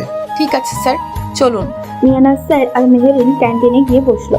বেশ বড় ক্যান্টিন এটাই, অনেক মানুষের আনাগোনা হয় এখানেই। স্যার বললেন, মেহরিন, কি খাবে বলো? খালি মুখে তো আর গল্প জমবে না। আমি মাত্রই নাস্তা সেরে এসেছি, এখন কিছুই খাবো না। খাবো না বললে তো হবে না, কিছু একটা খাও। ঠিক আছে, কফি খাওয়াই যায়। তারা দুজনেই কফি খাচ্ছে আর গল্প করছে। হঠাৎ টেবিলের অপর সাইডে পরিচিত একটা মুখ দেখে থমকে গেল মেহরিন। তার বিশ্বাসই হচ্ছে না ও এখানে, তাও আবার এই অবস্থায়। টেবিলের অপর সাইডে আর কেউ নয়, স্বয়ং তাকিয়া বসে আছে। শুধু তাকিয়া একা নয়, ওর সাথে একটা ছেলেও বসে রয়েছে। দুজন এমন ভাবে চিপকে রয়েছে যেন তারা স্বামী স্ত্রী। কিছুদিন আগে স্বামীরা তাকে দেখিয়েছিল তাকিয়ার ছবি, যার কারণে চিনতে অসুবিধা হয়নি যে এটাই তাকিয়া। তার মানে মেয়েরিন সন্দেহই ঠিক, তাকিয়া সুইসাইড করার মিথ্যা নাটক করে রুহানের থেকে হাজার হাজার টাকা হাতিয়ে নিয়েছে, আর রুহান সেটাই বুঝতেও পারেনি। মেহরিন মনে মনে ভাবলো, আম্মু ঠিকই বলেছিল, রুহানটা বড্ড অবুঝ। বয়সের দিক থেকে পরিপক্ক হয়েছে, কিন্তু বুদ্ধি বাড়েনি। মেহরিন ও ঝটপট কয়েকটা পিক তুলেও নিল তার জুনিয়র বরের লেখিকা গার্লফ্রেন্ডের। কিন্তু একটা বিষয় তো কিছুতেই বুঝতে পারছে না ও। মেহরিন যতটুকু জানে তাকে একজন বড়লোক বাবার মেয়ে, ওর তো টাকা পয়সার কোনো অভাব থাকার কথা না। তারপরেও তাকে রুহানের থেকে কেন মিথ্যে কথা বলে টাকা নেয়? কি এমন কারণ থাকতে পারে? এ কি মেহরিন, কফি খাচ্ছ না কেন? ঠান্ডা হয়ে যাবে তো। এই যে খাচ্ছি তো। তোমাকে কোনো কারণে চিন্তিত লাগছে, কি হয়েছে মেহরিন? আমাকে বন্ধু মনে করে বলতে পারো। কিছু না স্যার, আজকে নবম শ্রেণীতে আমার জাবেদার ক্লাস নিতে হবে। বাসা থেকে প্রিপারেশন নিয়ে আসিনি, তাই ভাবলাম ঠিক মতো পারবো তো ক্লাস নিতে। তুমি বরং এখন বইয়ের পাতায় একটু চোখ বুলিয়ে নাও, আমার এক্ষুনি ক্লাস শুরু হবে। আসছি আমি এখন, বাই। ঠিক আছে স্যার। মেহনাজ স্যারের সাথে কথা বলতে বলতে টেবিলের অপর সাইডে কখন যে ফাঁকা হয়ে গেছে বুঝতেই পারেনি মেহরিন। ও শিট, সাপুরে বিন বাজানোর আগেই সাপ হাতছাড়া হয়ে গেল। কোনো ব্যাপার না, গর্ত খুঁড়ে কিভাবে সাপ বের করতে হয় এই মেহেরিন খুব ভালো করেই জানা আছে। ক্যাশ কাউন্টারে বিল পেমেন্ট করতে গিয়ে শুনে মেহনাজ স্যার বিল পরিশোধ করে গিয়েছে। তখন মেহরিন কাউন্টারের লোকটাকে জিজ্ঞাসা করলো, আঙ্কেল, 4 নাম্বার টেবিলে যারা বসেছিল আপনি কি তাদেরকে চেনেন? আমি তো খেয়াল করিনি মা। আচ্ছা, তুমি 2 মিনিট অপেক্ষা করো, আমি সিসি ক্যামেরা চেক করে বলছি। ঠিক আছে আঙ্কেল। মা, এই মেয়েটার নাম তাকিয়া, আর সাথে ওর হাজবেন্ড রিয়ান। কিছুদিন আগে এদের বিয়ে হয়েছে। তাকিয়ার বাবা আমার পরিচিত, আমি উপস্থিত ছিলাম ওদের বিয়েতে। মেহরিন ক্যান্টিন থেকে বেরিয়ে সোজা ক্লাসে চলে গেল, কিন্তু ক্লাসে মনোযোগ দিতে পারছে না ও। তাকিয়ার ব্যাপারটা তার মস্তিষ্কে গেঁথে গেছে। মেহরিন ভেবেছিল সাধারণ স্বাভাবিক, কিন্তু এখন তো দেখছি সাক্ষাৎ কাল লাগেনি। তাজা একটা বর থাকতেও মেহরিনের ভোলা ভালা জুনিয়র বরের থেকে টাকা হাতিয়ে নিয়েছে। ব্যাপারটা কেমন একটা এক ফুল দু মালি টাইপের হয়ে গেল না? তাকিয়ার ব্যাপারটা নিয়ে ছক কষেছিল মেহরিন। এর মধ্যে স্টুডেন্টরা বলে উঠল, ম্যাম, আমরা জাবেদার ডেবিট ক্রেডিট হিসাবটা কিভাবে নির্ণয় করব বুঝতে পারছি না। সমস্যা নেই, আমি বুঝিয়ে দিচ্ছি। হিসাব 5 প্রকার, এইটা নিশ্চয়ই তোমরা জানো। 5 প্রকার হিসাব হলো সম্পদ, দায়, মালিকানা সত্ত্ব, আয়, ব্যয়। এর মধ্যে সম্পদ আর ব্যয় বৃদ্ধি পেলে ডেবিট, আর হ্রাস পেলে ক্রেডিট। অপরদিকে দায়, মালিকানা সত্ত্ব, আয় বৃদ্ধি পেলে ক্রেডিট, আর হ্রাস গেলে ডেবিট। তারপর মেহরিন সবাইকে জাবেরা বুঝিয়ে দিল। লাঞ্চের পর আরো 2টা ক্লাস শেষ করে মেহরিন আর মীরা বেগম বাসায় চলে আসলেন। রুমে এসে মেহরিনের দেখে রুহান ল্যাপটপ নিয়ে কাজ করছে। মেহরিন বলে, রুহান, আমার জন্য 1 গ্লাস ঠান্ডা শরবত করে নিয়ে আসো তো, খুবই ক্লান্ত লাগছে। একটু তাড়াতাড়ি যাও, আমি ততক্ষণে ফ্রেশ হয়ে আসি। আমাকে বলছো? আমার কি দ্বিতীয় বর আছে যে তাকে বলবো? আমি নিজে কখনো জগ থেকে গ্লাসে পানি ঢেলে খাই না, আর তোমাকে আমি শরবত করে এনে খাওয়াবো? How funny. রুহান, তোমাকে কিছু দেখানোর আছে আমার। আমার কিছু দেখা লাগবে না সিনিয়র বেবি। তোমার কিছু দেখানো মানে আমার মান সম্মান নিয়ে টানাটানি করা। তার থেকে বরং আমি তোমার জন্য শরবত করে নিয়ে আসছি। এই তো বউয়ের বাধ্য গুলুমুলু বর, একটা গাল টেনে দিয়ে বললাম। এই একদম আমার গাল টানবে না, বিরক্ত লাগে এটা আমার। আমার সেই ছোটবেলার অভ্যাস, বাচ্চাদের দেখলে গাল টানতে না পারলে ভালো লাগে না। এটাকে আদর করা বলে, বুঝলে? লাগবে না আমার এমন আদরের। ঠিক আছে, তুমি তাড়াতাড়ি শরবত নিয়ে আসো। মেহরিন ফ্রেশ হয়ে এসে দেখে রুহান সত্যি সত্যি শরবত নিয়ে এসেছে। এই নাও তোমার শরবত। এখন আবার মুখে তুলে খাইয়ে দিতে বলো না যেন। অবশ্য তুমি চাইলে দিতে পারো, আমি কিছু মনে করব না। তুমি ভেবো না সিনিয়র বেবি, আমি তোমাকে ভালোবেসে শরবত করে নিয়ে আসছি। শুধুমাত্র ভিডিওটার জন্য ব্ল্যাকমেলের শিকার হয়ে আমাকে এত কিছু করতে হচ্ছে। তোমার মতো কত ঘাটতেরা পোলাপাইন এক চুটকিতে সোজা করে দিয়েছি, আর তুমি কিনা বাসর রাতে আমার করে ছুরি চালিয়ে দিয়েছিলে। সত্যি রুহান, তোমার সাহসের প্রশংসা করতে হয়। তুমি যার কারণে আমার গলায় ছুরি ধরেছিলে, তোমার সেই লেখিকার গার্লফ্রেন্ড যে বিবাহিত, তুমি কি জানো? তাকিয়ার বিয়ের কথা জানার পরেও রুহানের মধ্যে কোনো প্রতিক্রিয়া লক্ষ্য করা গেল না। মেহরিন তো ভেবেছিল হয়তো গার্লফ্রেন্ডের বিয়ের সংবাদে বেচারা কান্নাকাটি করে রুমের মধ্যে হাঁটু পানি বানিয়ে দিবে, বাট সেই রকম কিছু একটা হলো না। তুমি কিভাবে জানলে? আর তুমি যে সত্য কথা বলছো তারও তো কোনো প্রুফ নেই। প্রুফ আছে রুহান, এতটা কাঁচা খেলোয়াড় আমি নই। আমি জানতাম মুখের কথায় তুমি বিশ্বাস করবে না, তাই প্রমাণ সঙ্গে করে নিয়ে আসছি। Look at the phone. প্রথমত, স্বামী স্ত্রী না হলে কখনো কেউ এইভাবে চিপকে থাকবে না। আর দ্বিতীয়ত, এই রেকর্ডটা যা আমি ক্যাশ কাউন্টারে আঙ্কেলের মুখে শুনেছি। দেখো রুহান, অনেক হয়েছে, আর নয়। তোমাকে আমি বারবার বলছি, তাকিয়ে ভালো মেয়ে নয়, ওর থেকে ফিরে এসো প্লিজ। আমি বলছি না আমাকে ভালোবাসার জন্য, স্ত্রীর মর্যাদা দেওয়ার জন্য তুমি তাকিয়ার থেকে ফিরে এসো। এসবের কোনো প্রয়োজন নেই আমার, তবুও তুমি তাকিয়ার থেকে ফিরে এসো। এইটাই শুধু আমার একার নয়, আম্মুরও অনুরোধ। সরি, আমি তোমাদের অনুরোধ রাখতে পারবো না। আমি চাইলেও তাকিয়া আমাকে মুক্তি দেবে না। আমার যে তাকিয়ার কাছে হাত পা বাঁধা রয়েছে। কেন রুহান? চুপ করে থেকো না রুহান, আমি কিছু জিজ্ঞেস করছি। আমি বলতে পারবো না সিনিয়র বেবি। চুপ করে থাকা কোনো সমস্যার সমাধান নয়। তোমার জন্য প্রতিনিয়ত আম্মু কষ্ট পাচ্ছে। আমি চোখের সামনে আম্মুর কষ্ট সহ্য করতে পারবো না। তুমি প্লিজ বলো রুহান। এরপর রুহান যা বলল তা শোনার জন্য মেহরিন মোটেও প্রস্তুত ছিল না। তাকিয়ার সত্য উদ্ঘাটন করতে এসে যে এত বড় একটা সত্যের মুখোমুখি হবে তা কখনোই ভাবতে পারেনি মেহরিন। আজ থেকে 8 বছরের আগের ঘটনা। আমি তখন নতুন নতুন ড্রাইভিং শিখেছি। ডিসেম্বরে আমার পরীক্ষা শেষ করে আমরা ফ্রেন্ড সার্কেলের সবাই মিলে গ্রামে ঘুরতে যাই আমার দাদু বাড়ি। আমাদের ফ্রেন্ড সার্কেলে তাকিয়া সহ আরও 2টা মেয়ে ছিল। গ্রামের পরিবেশ আসলেই ভিন্ন। আমরা শহরে 4 দেয়ালের বন্দি থেকে সেই ভিন্নতা অনুভব করতে পারি না। গ্রামে ভোরবেলা পাখির কিচিরমিচির শব্দ, দূর থেকে মক্তবের বাচ্চাদের কুরআন তেলাওয়াতের মধুর কণ্ঠে ঘুম ভেঙে যায়। শহরের মতো গ্রামে ঝর্ণা নেই, আছে পুকুর যেইখানে মুক্ত হাঁসের মতো সাঁতরে বেড়ানো যায়। গ্রামে বিদ্যুতের আনাগোনা নেই, আছে আকাশ ভরা জ্যোৎস্না। আর রান্নার কথা না বললেই নয়, এইখানে মাটির উনুনে রান্না করা হয়, যার স্বাদ শহরের গ্যাসের চুলায় রান্না করা খাবারের স্বাদকে হার মানিয়ে দেয়। এইভাবে মজার মজার খাবার, গ্রামীণ পরিবেশ, হাসি ঠাট্টা, মজা। খুনসুটিতে কখন যে গ্রাম থেকে বিদায় নেওয়ার সময় হয়ে যায় বুঝতে পারিনি। গ্রামে সাধারণ ঘোল পাওয়া যায় যা অনেকটা নেশা জাতীয়। গ্রাম থেকে ফেরার পথে আমরা সবাই মজার ছলে ঘোল খাই, যা আমার জীবনের সবচেয়ে বড় ভুল ছিল। সেই ভুল প্রতিনিয়ত কুড়ে কুড়ে খাচ্ছে আমাকে।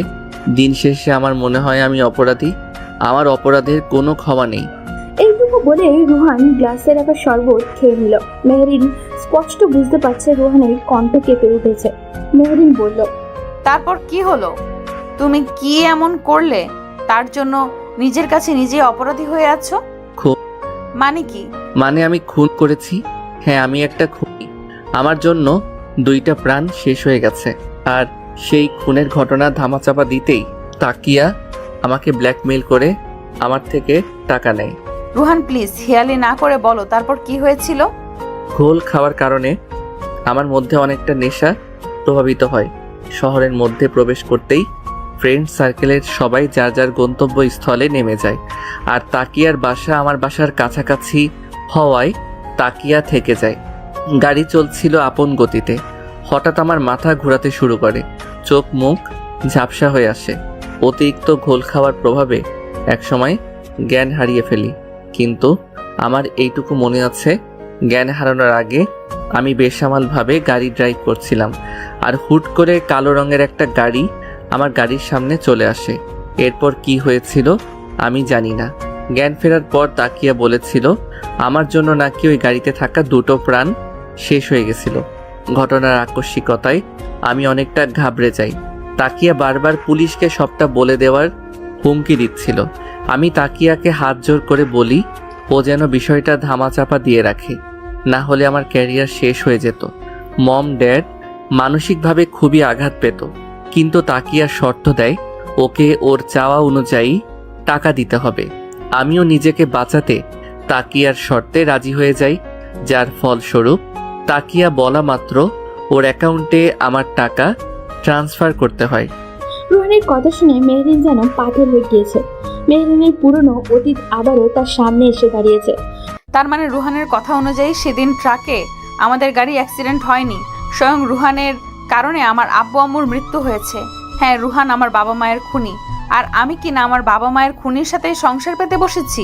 হঠাৎ করে কেমন জানি অস্বস্তি হয়ে মাথা ঘুরে উঠল মেহরিনের। মেহরিন পড়ে যেতেই রুহান তাকে ধরে ফেলল। সিনিয়র বেবি, কি হলো তোমার? তুই স্পর্শ করবি না আমাকে, তুই একটা খুনি। কি বলছো কি তুমি? সেদিন তোর ফুর্তি করার জন্য অ্যাক্সিডেন্ট আর কারণ নয়, স্বয়ং আমাদের গাড়িতে হয়েছিল। ভাগ্যক্রমে আমি বেঁচে গেলেও আমার বাবা মা বেঁচে ফেরেনি। Sorry for everything. সরি বললেই সব কিছু সমাধান হয়ে যায় না। আমি তোকে ক্ষমা করে দিলেই কি তুই পারতি আমার বাবা মাকে ফিরিয়ে দিতে? পারবি আমার বাবা মায়ের থেকে হারিয়ে যাওয়া ভালোবাসা ফিরিয়ে দিতে? বাবা মা মারা যাওয়ায় মামির কাছে দিন রাত অত্যাচারের শিকার হয়েছি, এমনকি আশ্রিতা ছিলাম বলে বিয়ের আসর থেকে বর চলে গিয়েছিল। পারবি সেই অপমান ফিরিয়ে নিতে? মেহরিনের কথাগুলো বলতেই রুহান তার পা জড়িয়ে ধরল। এ কি, তুই আমার পায়ে হাত দিয়েছিস কেন? পা ছাড় বলছি। আমি তোকে না মানলেও তুই আমার স্বামী। স্বামী হয়ে স্ত্রীর পায়ে হাত দেওয়াটা বেমানান দেখায়। তুমি আমাকে ক্ষমা না করা পর্যন্ত আমি তোমার পা ছাড়িনি। সিনিয়র বেবি, তুমি আমাকে যে শাস্তি দিবে আমি মাথা পেতে নিব, তবু তুমি আমাকে ক্ষমা করো। তুই যা করেছিস আদৌ কি তুই ক্ষমার যোগ্য? বলছি তো আমার ভুল হয়েছে। এই ভুলে প্রতিনিয়ত আমি নিজেও শেষ হয়ে যাচ্ছি। কিন্তু তুমি কিভাবে শিওর হলে ওইটা তোমাদেরই গাড়ি ছিল? কারণ কালো গাড়িতে আমরা ছিলাম আর 2জন লোক আমার বাবা মা ছিল। তুই যা তো এখান থেকে, ভালো লাগছে না আমার, আমাকে একটু একা থাকতে দে। মেহরিনকে এই অবস্থায় দেখে রুহানের মোটেও ভালো লাগছে না, কষ্ট হচ্ছে মেহরিনের জন্য। ওর এই অবস্থার জন্য রুহান কি নিজেকে দায়ী করছে? রুহান ভাবতে লাগলো কিভাবে মেহরিনের মন ভালো করা যায়। পরক্ষণেই মনে হলো মেহরিনের তো বিরিয়ানি খুব পছন্দের। বিরিয়ানি দেখে নিশ্চয়ই একটু মন ভালো হবে। যদিও মেহরিনের সামনে দাঁড়ানোর কোনো মুখই নেই, রুহানের তবুও একটু তো চেষ্টা করতে পারে মেয়েটার মন ভালো করার। কিন্তু রুহান রান্না জানা তো দূরের কথা, কখনো কিচেনেও যায়নি। পরক্ষণেই মনে হলো ইউটিউব তো আছে, ইউটিউব থেকে শিখে রান্না করবে। কিন্তু কথাই আছে না, অভাগে যেদিকে যায় সেদিকে জল শুকিয়ে যায়। রুহানেরও ওই একই অবস্থা হয়েছে। এমন ইউটিউবে ভিডিও প্লে করতে গিয়ে বুঝতে পারলো কারেন্ট নেই, যার কারণে ভিডিও প্লে হচ্ছে না। বেচারা কি করবে কিছু বুঝে উঠতে না পেরে তার মমের কাছে গিয়ে জিজ্ঞাসা করলো, মম, বিরিয়ানি কিভাবে রান্না করতে হয়? কেন, তুই জেনে কি করবি? রান্না করব। সিরিয়াসলি? এত প্রশ্ন কেন করছো? বললে বলো, না বললে নাই। আরে এত রেগে যাচ্ছিস কেন? তোর যে বিরিয়ানি খেতে মন চাইছে আমাকে বলতে পারতিস, আমি রান্না করে দিতাম। আমি খাওয়ার জন্য রান্না করছি না। তাহলে কার জন্য রান্না করতে চাচ্ছিস? তাকিয়ার জন্য? না, তোমার একমাত্র সিনিয়র বৌমার জন্য। মানে কি, আমি ঠিক শুনছি তো? হ্যাঁ মম, জোর করে বিয়ে দিয়েছো সিনিয়র একটা বেবির সাথে, যে কিনা শ্রেয়াস আবরার রুহানকে নাকে দড়ি দিয়ে ঘোরাচ্ছে। এখন আবার তার পুরনো কথা মনে করে মন খারাপ হয়েছে। তাই তার মন ভালো করার জন্য আমার এই সূক্ষ্ম প্রচেষ্টা। আচ্ছা ঠিক আছে, আমি বলছি, তুই নোট করে নে। অবশেষে দীর্ঘ প্রচেষ্টার পর রুহান সক্ষম হলো বিরিয়ানি রান্না করতে। একটা প্লেটে বিরিয়ানি, ডিম, সালাদ সাজিয়ে রুমে নিয়ে এলো। রুমে এসে দেখে মেহরিন শুয়ে রয়েছে। সিনিয়র বেবি, আবার কেন এসেছিস? খুব তো কান্নাকাটি করলে, এবার ওঠো তো। তুই আমার সামনে আসবি না রুহান। যতবার তুই আমার সামনে আসবি ততবার আমার বাবা মায়ের চেহারা আমার চোখের সামনে ভেসে উঠবে, আর আমার ততবার মনে হবে আমি একটা বউ। তুমি আমাকে যা মন চাই বলো, তবুও উঠে দেখো তোমার জন্য কি নিয়ে আসছি। মেহরিন উঠে রুহানের দিকে হাতের দিকে তাকিয়ে রুহানের গায়ে ঠাস ঠাস করে চর বসিয়ে দিল। মারলে কেন সিনিয়র বেবি? মেহরিনের কি হলো কে জানে, রুহানকে সাথে সাথে জড়িয়ে ধরলো। আমি কি তোকে বলেছি আমার জন্য হাত পুড়িয়ে বিরিয়ানি রান্না করতে? হাতের কি অবস্থা করেছিস, ফোসকা পড়ে যাবে তো। তুই একটু দাঁড়া, আমি মলম নিয়ে আসছি। মলমের কোনো প্রয়োজন নেই, তোমার জন্য হাত পুড়িয়ে রান্না করলাম। কই একটু মিষ্টি মিষ্টি কথা বলবে, তা নয়তো দিলে ঠাস ঠাস করে চর বসিয়ে। এজন্যই কথাই বলে, যার জন্য করলাম চুরি সেই বলে চোর। আমি তো তোকে চুরি করতে বলিনি। তুই একবারই চুরি করতে গিয়েছিস কেন? তোমার মুখে তুই তোকারি শুনতে বেমানান লাগে, প্লিজ তুই করে বলো না। ও মা, এই দেখি ভূতের মুখে রাম রাম। তুই তুকারি বলাকে শুরু করেছিল শুনি। ভুলে গেছিস বাসর রাতের কথা? চেনা না জানা না অপরিচিত একটা মেয়ের সাথে অভদ্রের মতো তুই তুকারি করেছিলি। বারবার বাসরাতের কথা তোলো কেন? আকিয়ার ব্যাপারে তো সবটাই বললাম। ও হয়তো ভেবেছিল আমার বিয়ে হলে ওকে ওর প্রয়োজন অনুযায়ী টাকা দিব না, যার কারণে ও সুইসাইডের মিথ্যে নাটক করেছিল। আর সব মিলিয়ে আমার মাথায় আগুন জ্বলছিল, যার কারণে তোমার সাথে খারাপ ব্যবহার করেছিলাম। তার মানে তাকিয়া তোমার গার্লফ্রেন্ড নয়? না, ও আমার ক্লাস ফ্রেন্ড ছিল। ওর মতো ঠকবাজ অর্থলোভী মেয়ে কখনো আমার গার্লফ্রেন্ড হওয়ার যোগ্যতা রাখে না। আমার প্রথম প্রেম, ভালো লাগা, ভালোবাসা সাইফাতুল মুনতাহা। যদিও আমি জানি না সে আমার সিনিয়র না জুনিয়র, কালো না ফর্সা, লম্বা না খাটো। ইনফ্যাক্ট তার সাথে কখনো আমার কথাও হয়নি। তাকে না দেখেই ভালোবেসেছি। যদিও তার মতো এত বড় একজন লেখিকা আমার মতো সাধারণ ছেলেকে ভালোবাসবে না, তবু তার অসাধারণ প্রতিভা, তার ব্যক্তিত্ব, তার আচরণ, ব্যবহার আমাকে বাধ্য করেছে তাকে ভালোবাসতে। আমি জানি সব ভালোবাসা পূর্ণতা পায় না, তেমনি আমিও দূর থেকে তাকে ভালোবেসে যাব। তাহলে তুমি যে বলেছিলে তাকিয়া তোমার গার্লফ্রেন্ড, এমনকি আম্মুও বলেছিল? তাকিয়া সব জায়গাতেই ওকে আমার গার্লফ্রেন্ড বলে পরিচয় দিত, এমনকি আমাকেও বাধ্য করেছিল ওকে আমার গার্লফ্রেন্ডের পরিচয় দিতে। আমিও নিজেকে বাঁচাতে তাকিয়ার কথা অনুযায়ী চলতে বাধ্য হয়েছি। আর 2 দিন ধরে তাকিয়ার সাথে কোনো প্রকার যোগাযোগ করতে পারছি না, ওর ফোন বন্ধ। এখন এত কথা না বলে ঝটপট বিরিয়ানি খেয়ে নাও দেখি, ঠান্ডা হয়ে গেলে বিরিয়ানি স্বাদ পাবে না। তুমি খেয়েছো? খাওয়ার আর সময় পেলাম কই? তাছাড়া তুমি যে কথা সাথে থাপ্পড় খাইয়েছো, এমনিতেই পেট ভরে গেছে। আপাতত 1 সপ্তাহ না খেলেও চলবে। আমি তো তোমার বাবা মাকে ইচ্ছা করে মারিনি। আর আমি শিওর জানি ও না আসলে কি কোনো অ্যাক্সিডেন্ট হয়েছিল নাকি সবটাই সাজানো নাটক। কারণ আমি নেশার ঘোরে ডুবেছিলাম। তাকিয়ে আমাকে যেভাবে বলেছিল আমি সেইভাবে বিশ্বাস করে নিয়েছিলাম। সরি, আসলে আমি সত্যটা না জেনে বুঝে তোমাকে অনেক কথাই শুনিয়েছি। আমার প্রথম থেকে সন্দেহ ছিল আমার বাবা মায়ের মৃত্যু অ্যাক্সিডেন্টে হয়নি, তাদেরকে পরিকল্পিতভাবে খুন করা হয়েছে। আর আমার ধারণাটাই সত্যি হয়েছে। সেদিন তোমার গাড়িতে আমার বাবা মায়ের অ্যাক্সিডেন্ট হয়নি। আমার মনে হয় তাকিয়া তোমাকে ঘোলের সাথে নেশা জাতীয় দ্রব্য মিশিয়ে খাইয়েছিল, কারণ ঘোল খেলে এতটাও নেশা হয় না। এর পেছনে নিশ্চয়ই তাকিয়ার কোনো হাত রয়েছে, আর যেখানে তুমি শুধুমাত্র দাবার গুটি হিসাবে ব্যবহৃত হয়েছো। কিছুক্ষণ আগেই তো বললে আমি তোমার বাবা মায়ের খুনি, আর এখনই বলছো আমি কিছু করিনি। কিন্তু তুমি এত কিছু জানলে কিভাবে? বিয়ের 1 দিন আগে আমার ফোন পানিতে পড়ে নষ্ট হয়ে যায়। এতদিন ফোন সার্ভিসিংয়ে ছিল। আজ যখন ফোন পুনরায় চালু করলাম তখন এই মেসেজগুলো দেখে বুঝতে পেরেছি আমার বাবা মায়ের খুন মেসেজের অপর পাশের ব্যক্তি করেছে, আর যার সাথে তাকিয়াও জড়িত রয়েছে। দেখো বিয়ের দিনের মেসেজে লেখা, তোমাকে আমি কিছুতে অনুরোধে দিব না টিয়া পাখি। তোমাকে পাওয়ার জন্য এত পরিশ্রম করেছি, সেই পরিশ্রম কিছুতে ব্যর্থ হতে পারে না। বিয়ের রাতের মেসেজ, আমি ব্যর্থ হয়ে গেলাম, পারলাম না বিয়েটা আটকাতে। আমি চেয়েছিলাম তোমার বিয়ে ভেঙে দেওয়ার পর সবাই যখন তোমার থেকে আঙুল তুলবে, ঠিক তখন আমি ভালো মানুষ সেজে তোমার সামনে যাব, তোমাকে বিয়ে করে আমার করে নেব। কিন্তু আমার সব প্রাণ ভেস্তে দিয়ে কোথার থেকে যেন ওই বুড়ি তার কচির ছেলে নিয়ে উদে হলো, আমার বুকে আগুন চালিয়ে দিয়ে। তুমি হয়তো এতক্ষণে বাসরে মগ্ন হয়ে আসো। বিশ্বাস করো পাখি, আমার কলেজে ছিঁড়ে যাচ্ছে। মনে হচ্ছে তোমার ওই জুনের পরকে ঠিক সেভাবে মৃত্যু দেই যেভাবে তোমার বাবা মাকে দিয়েছিলাম। আরে বাহ, এ তো দেখছি তোমার সাইকো প্রেমিক।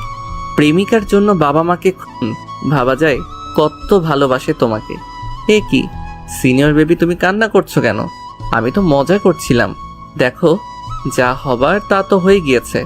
আমরা এখন চাইলেও আঙ্কেল আন্টিকে ফিরিয়ে নিয়ে আসতে পারবো না, কিন্তু আঙ্কেল আন্টির খুনিকে বের করে ঠিক শাস্তি দিতে পারবো। তুমি চিন্তা করো না সিনিয়র বেবি, আমি আছি তোমার সাথে। আর তাকিয়ার সাথেও, ও আমার অনেক বোঝাপড়া বাকি আছে। এখন ঝটফট চোখের পানি মুছে তাড়াতাড়ি খেয়ে নাও তো। তুমিও তো খাওনি, আর হাতের যা অবস্থা মনে হয় না হাত দিয়ে খেতে পারবে। হা করো, আমি খাইয়ে দিই।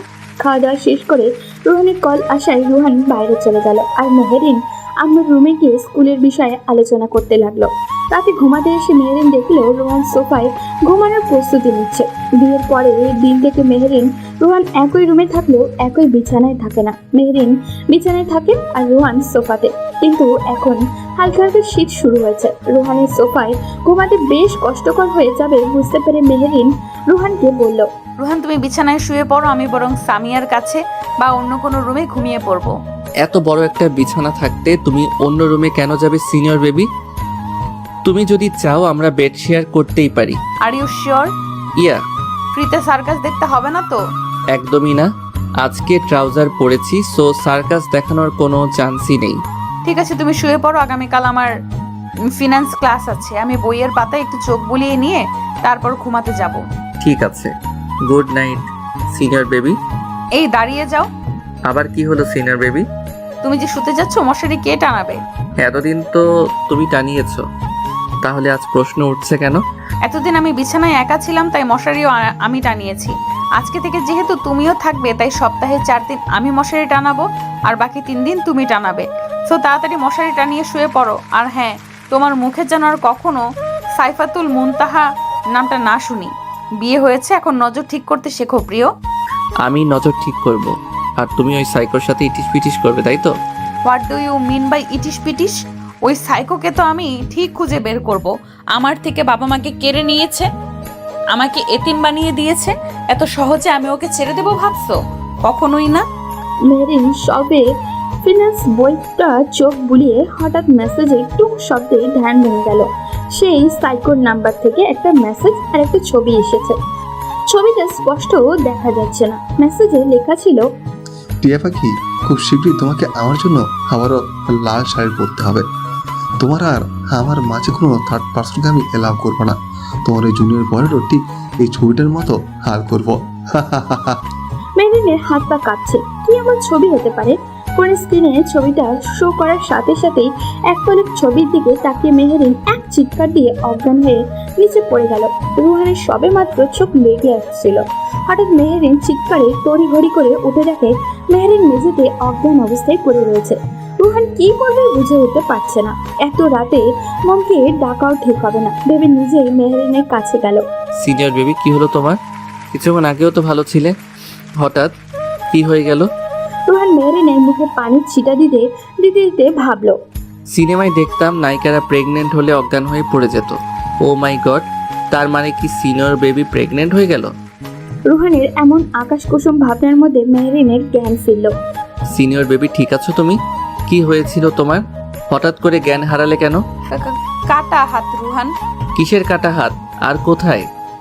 ওই সাইকো একটা কাটা হাতের ছবি পাঠিয়েছে, আর ওই কাটা হাত আর কারণ নয়, স্বয়ং আমার আম্মুর অনামিকা আঙুলের যে আংটিটা দেখছো, এইটা আমার জমানো টাকা দিয়ে আম্মু আব্বুর বিবাহ বার্ষিকীতে আম্মুকে আমি গিফট করেছিলাম।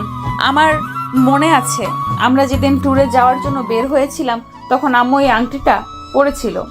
এরপর মেহেরিন আর কিছুই বলতে পারলো না। বলার আগেই ওই সাইকোর নাম্বার থেকে কল আসলো। মেহেরিন কল রিসিভ করতেই ফোনের অপর প্রান্ত থেকে মিহি একটা কণ্ঠস্বর ভেসে আসলো। হয়তো লোকটা ভয়েস চেঞ্জ করে কথা বলছে, যাতে মেহেরিন চিনতে না টিয়া পারে। পাখি, এতক্ষণ নিশ্চয়ই বুঝতে পেরেছ কাটা হাতটা আমার শাশুড়ি মানে তোমার আম্মুর, বিশ্বাস করো পাখি, আমি তোমার আব্বু আম্মুকে মারতে চাইনি, কিন্তু কি করতাম বলো, তাদেরকে বারবার বোঝানোর পরেও তারা বুঝতে চায়নি। তারা তো তোমাকে আমার হতে দিতেই চায়নি, তাই তো তাদের এই করুণ পরিস্থিতির শিকার হতে হলো। খুব শীঘ্রই তোমার এই জুনের পরেরও এমন অবস্থা হবে। তোমার আর আমার মাঝে যে আসবে তার ঠিক এই অবস্থাই হবে। কে আপনি? কাপুরুষের মতো লুকিয়ে রয়েছেন কেন? সাহস থাকলে সামনে এসে চোখে চোখ রেখে কথা বলুন, আমিও আপনার সাহস দেখতে চাই। উফ পাখি, তোমার সেই রাগ যে ঠিক আগের মতো রয়ে গেছে। হ্যাঁ আসবো তো পাখি, খুব শীঘ্রই তোমার সামনে আসবো, তবে বিয়ের শিরোনি মাথায় পাখি করে। কিন্তু তার আগে তোমার জুনের পরকে তার নিজস্ব জায়গায় পৌঁছে দিতে হবে। তো তোর সেই চা কখনোই পূরণ হবে না। রুহানের গায়ে হাত তোলা তো দূরের কথা, ওর দিকে তাকিয়ে দেখ, ট্রাস্ট মি, আমি তোর চোখ তুলে নিয়ে লাড্ডু খেলবো। আমি তো ভয় পেয়েছি পাখি, জুনের পরের প্রতি এত ভালোবাসা, ও মা গো টুরো লাভ। এটুকু বলে টুট টুট শব্দ করে কল কেটে গেল। সিনিয়র বেবি, কি এবার বলো তো, আমাকে ভালো টালো বেসে ফেললে নাকি? আমাকে মারার কথা বলতেই এত হাইপার হয়ে গেলে যে? মেহেরিন রোহানের প্রশ্নের উত্তর না দিয়ে চুপচাপ গিয়ে বিছানায় শুয়ে পড়ল। সিনিয়র বেবি, কথা বলছো না কেন? শরীর খারাপ লাগছে? মমকে ডেকে দিব? তার কোনো প্রয়োজন নেই, তুমি শুয়ে পড়ো। রোহান যেন মুহূর্তের মধ্যেই বুঝদার হয়ে গেল। মেহেরিন কি নিজের বুকে টেনে নিয়ে মাথায় বিড়ি কেটে দিতে লাগলো। মেহেরিনও বাচ্চাদের মতো রোহানের বুকে গুটিসুটি মেরে পড়ে রইল। নিজের থেকে 2 বছরের জুনিয়র ছেলের বুকে তার পরম শান্তির জায়গা, একমাত্র আশ্রয়স্থল মনে হচ্ছে। কেটে গেছে 2 মাস। এই 2 মাসে রোহানের সাথে মেহেরিনের সম্পর্ক একটু স্বাভাবিক হয়েছে। রোহান সবসময় চায় মেহেরিনকে হাসি খুশি দেখতে, তাকে হুটহাট ফুচকা বিরিয়ানি রান্না করে সারপ্রাইজ দিতে। মেহেরিনও চাইছে অন্য 5টা দম্পতির মতো স্বাভাবিকভাবে সংসার করতে, কিন্তু যতবারই রোহানের সাথে স্বাভাবিক হতে যায় ততবারই রোহানকে হারানোর ভয় জেগে বসে। এই সাইকোটাকে এই 2 মাসে 1012 চেষ্টা করেছে খোঁজার, কিন্তু ফলাফল শূন্য। খুবই চতুর একটা লোক ওই সাইকোটা। যে নাম্বার দিয়ে মেহেরিনকে ফোন করে মেসেজ করে সেই সিমটা কার্ডটা রেজিস্টার করা নয়, যার কারণে লোকেশন ও ট্রেস করাও যাচ্ছে না। তবুও মেহেরিন রোহান চেষ্টা করছে খুব শীঘ্রই সাইকোটার পর্ব শেষ করে তাদের অপূর্ণ ভালোবাসার পূর্ণতা দেওয়ার জন্য। রোহান ও মেহেরিন দুজন দুজনকে এই 2 মাসে ভালোবেসে ফেলেছে। একে অপরের প্রতি কেয়ারিং, মজা, খুনসুটি, ঝগড়ার মাঝেও কখন যে দুজন দুজনকে ভালোবেসে ফেলেছে কেউই বুঝতেই পারেনি। কোনো এক অজানা কারণে কেউ কাউকে তাদের ভালোবাসার কথা জানাতে পারছে না। ডিসেম্বর মাসে শুরু হয়েছে, সেই সাথে শুরু হয়েছে মেহেরিনের স্কুলের পরীক্ষা। আজ মেহেরিনের পরীক্ষা হলে ডিউটি রয়েছে। আম্মুর একটু শরীর খারাপ থাকার কারণে মেহেরিন ফজরের নামাজ শেষ করেই কিচেনে চলে গিয়েছে সকালের নাস্তা রেডি করার জন্য। অবশ্য সামিরাও এসেছে মেহেরিনকে রান্নার কাজে হেল্প করার জন্য।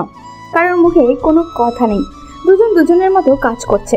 নীরবতা ভেঙে সামিরা বলল, আপু, একটা কথা বলবো? হ্যাঁ বল।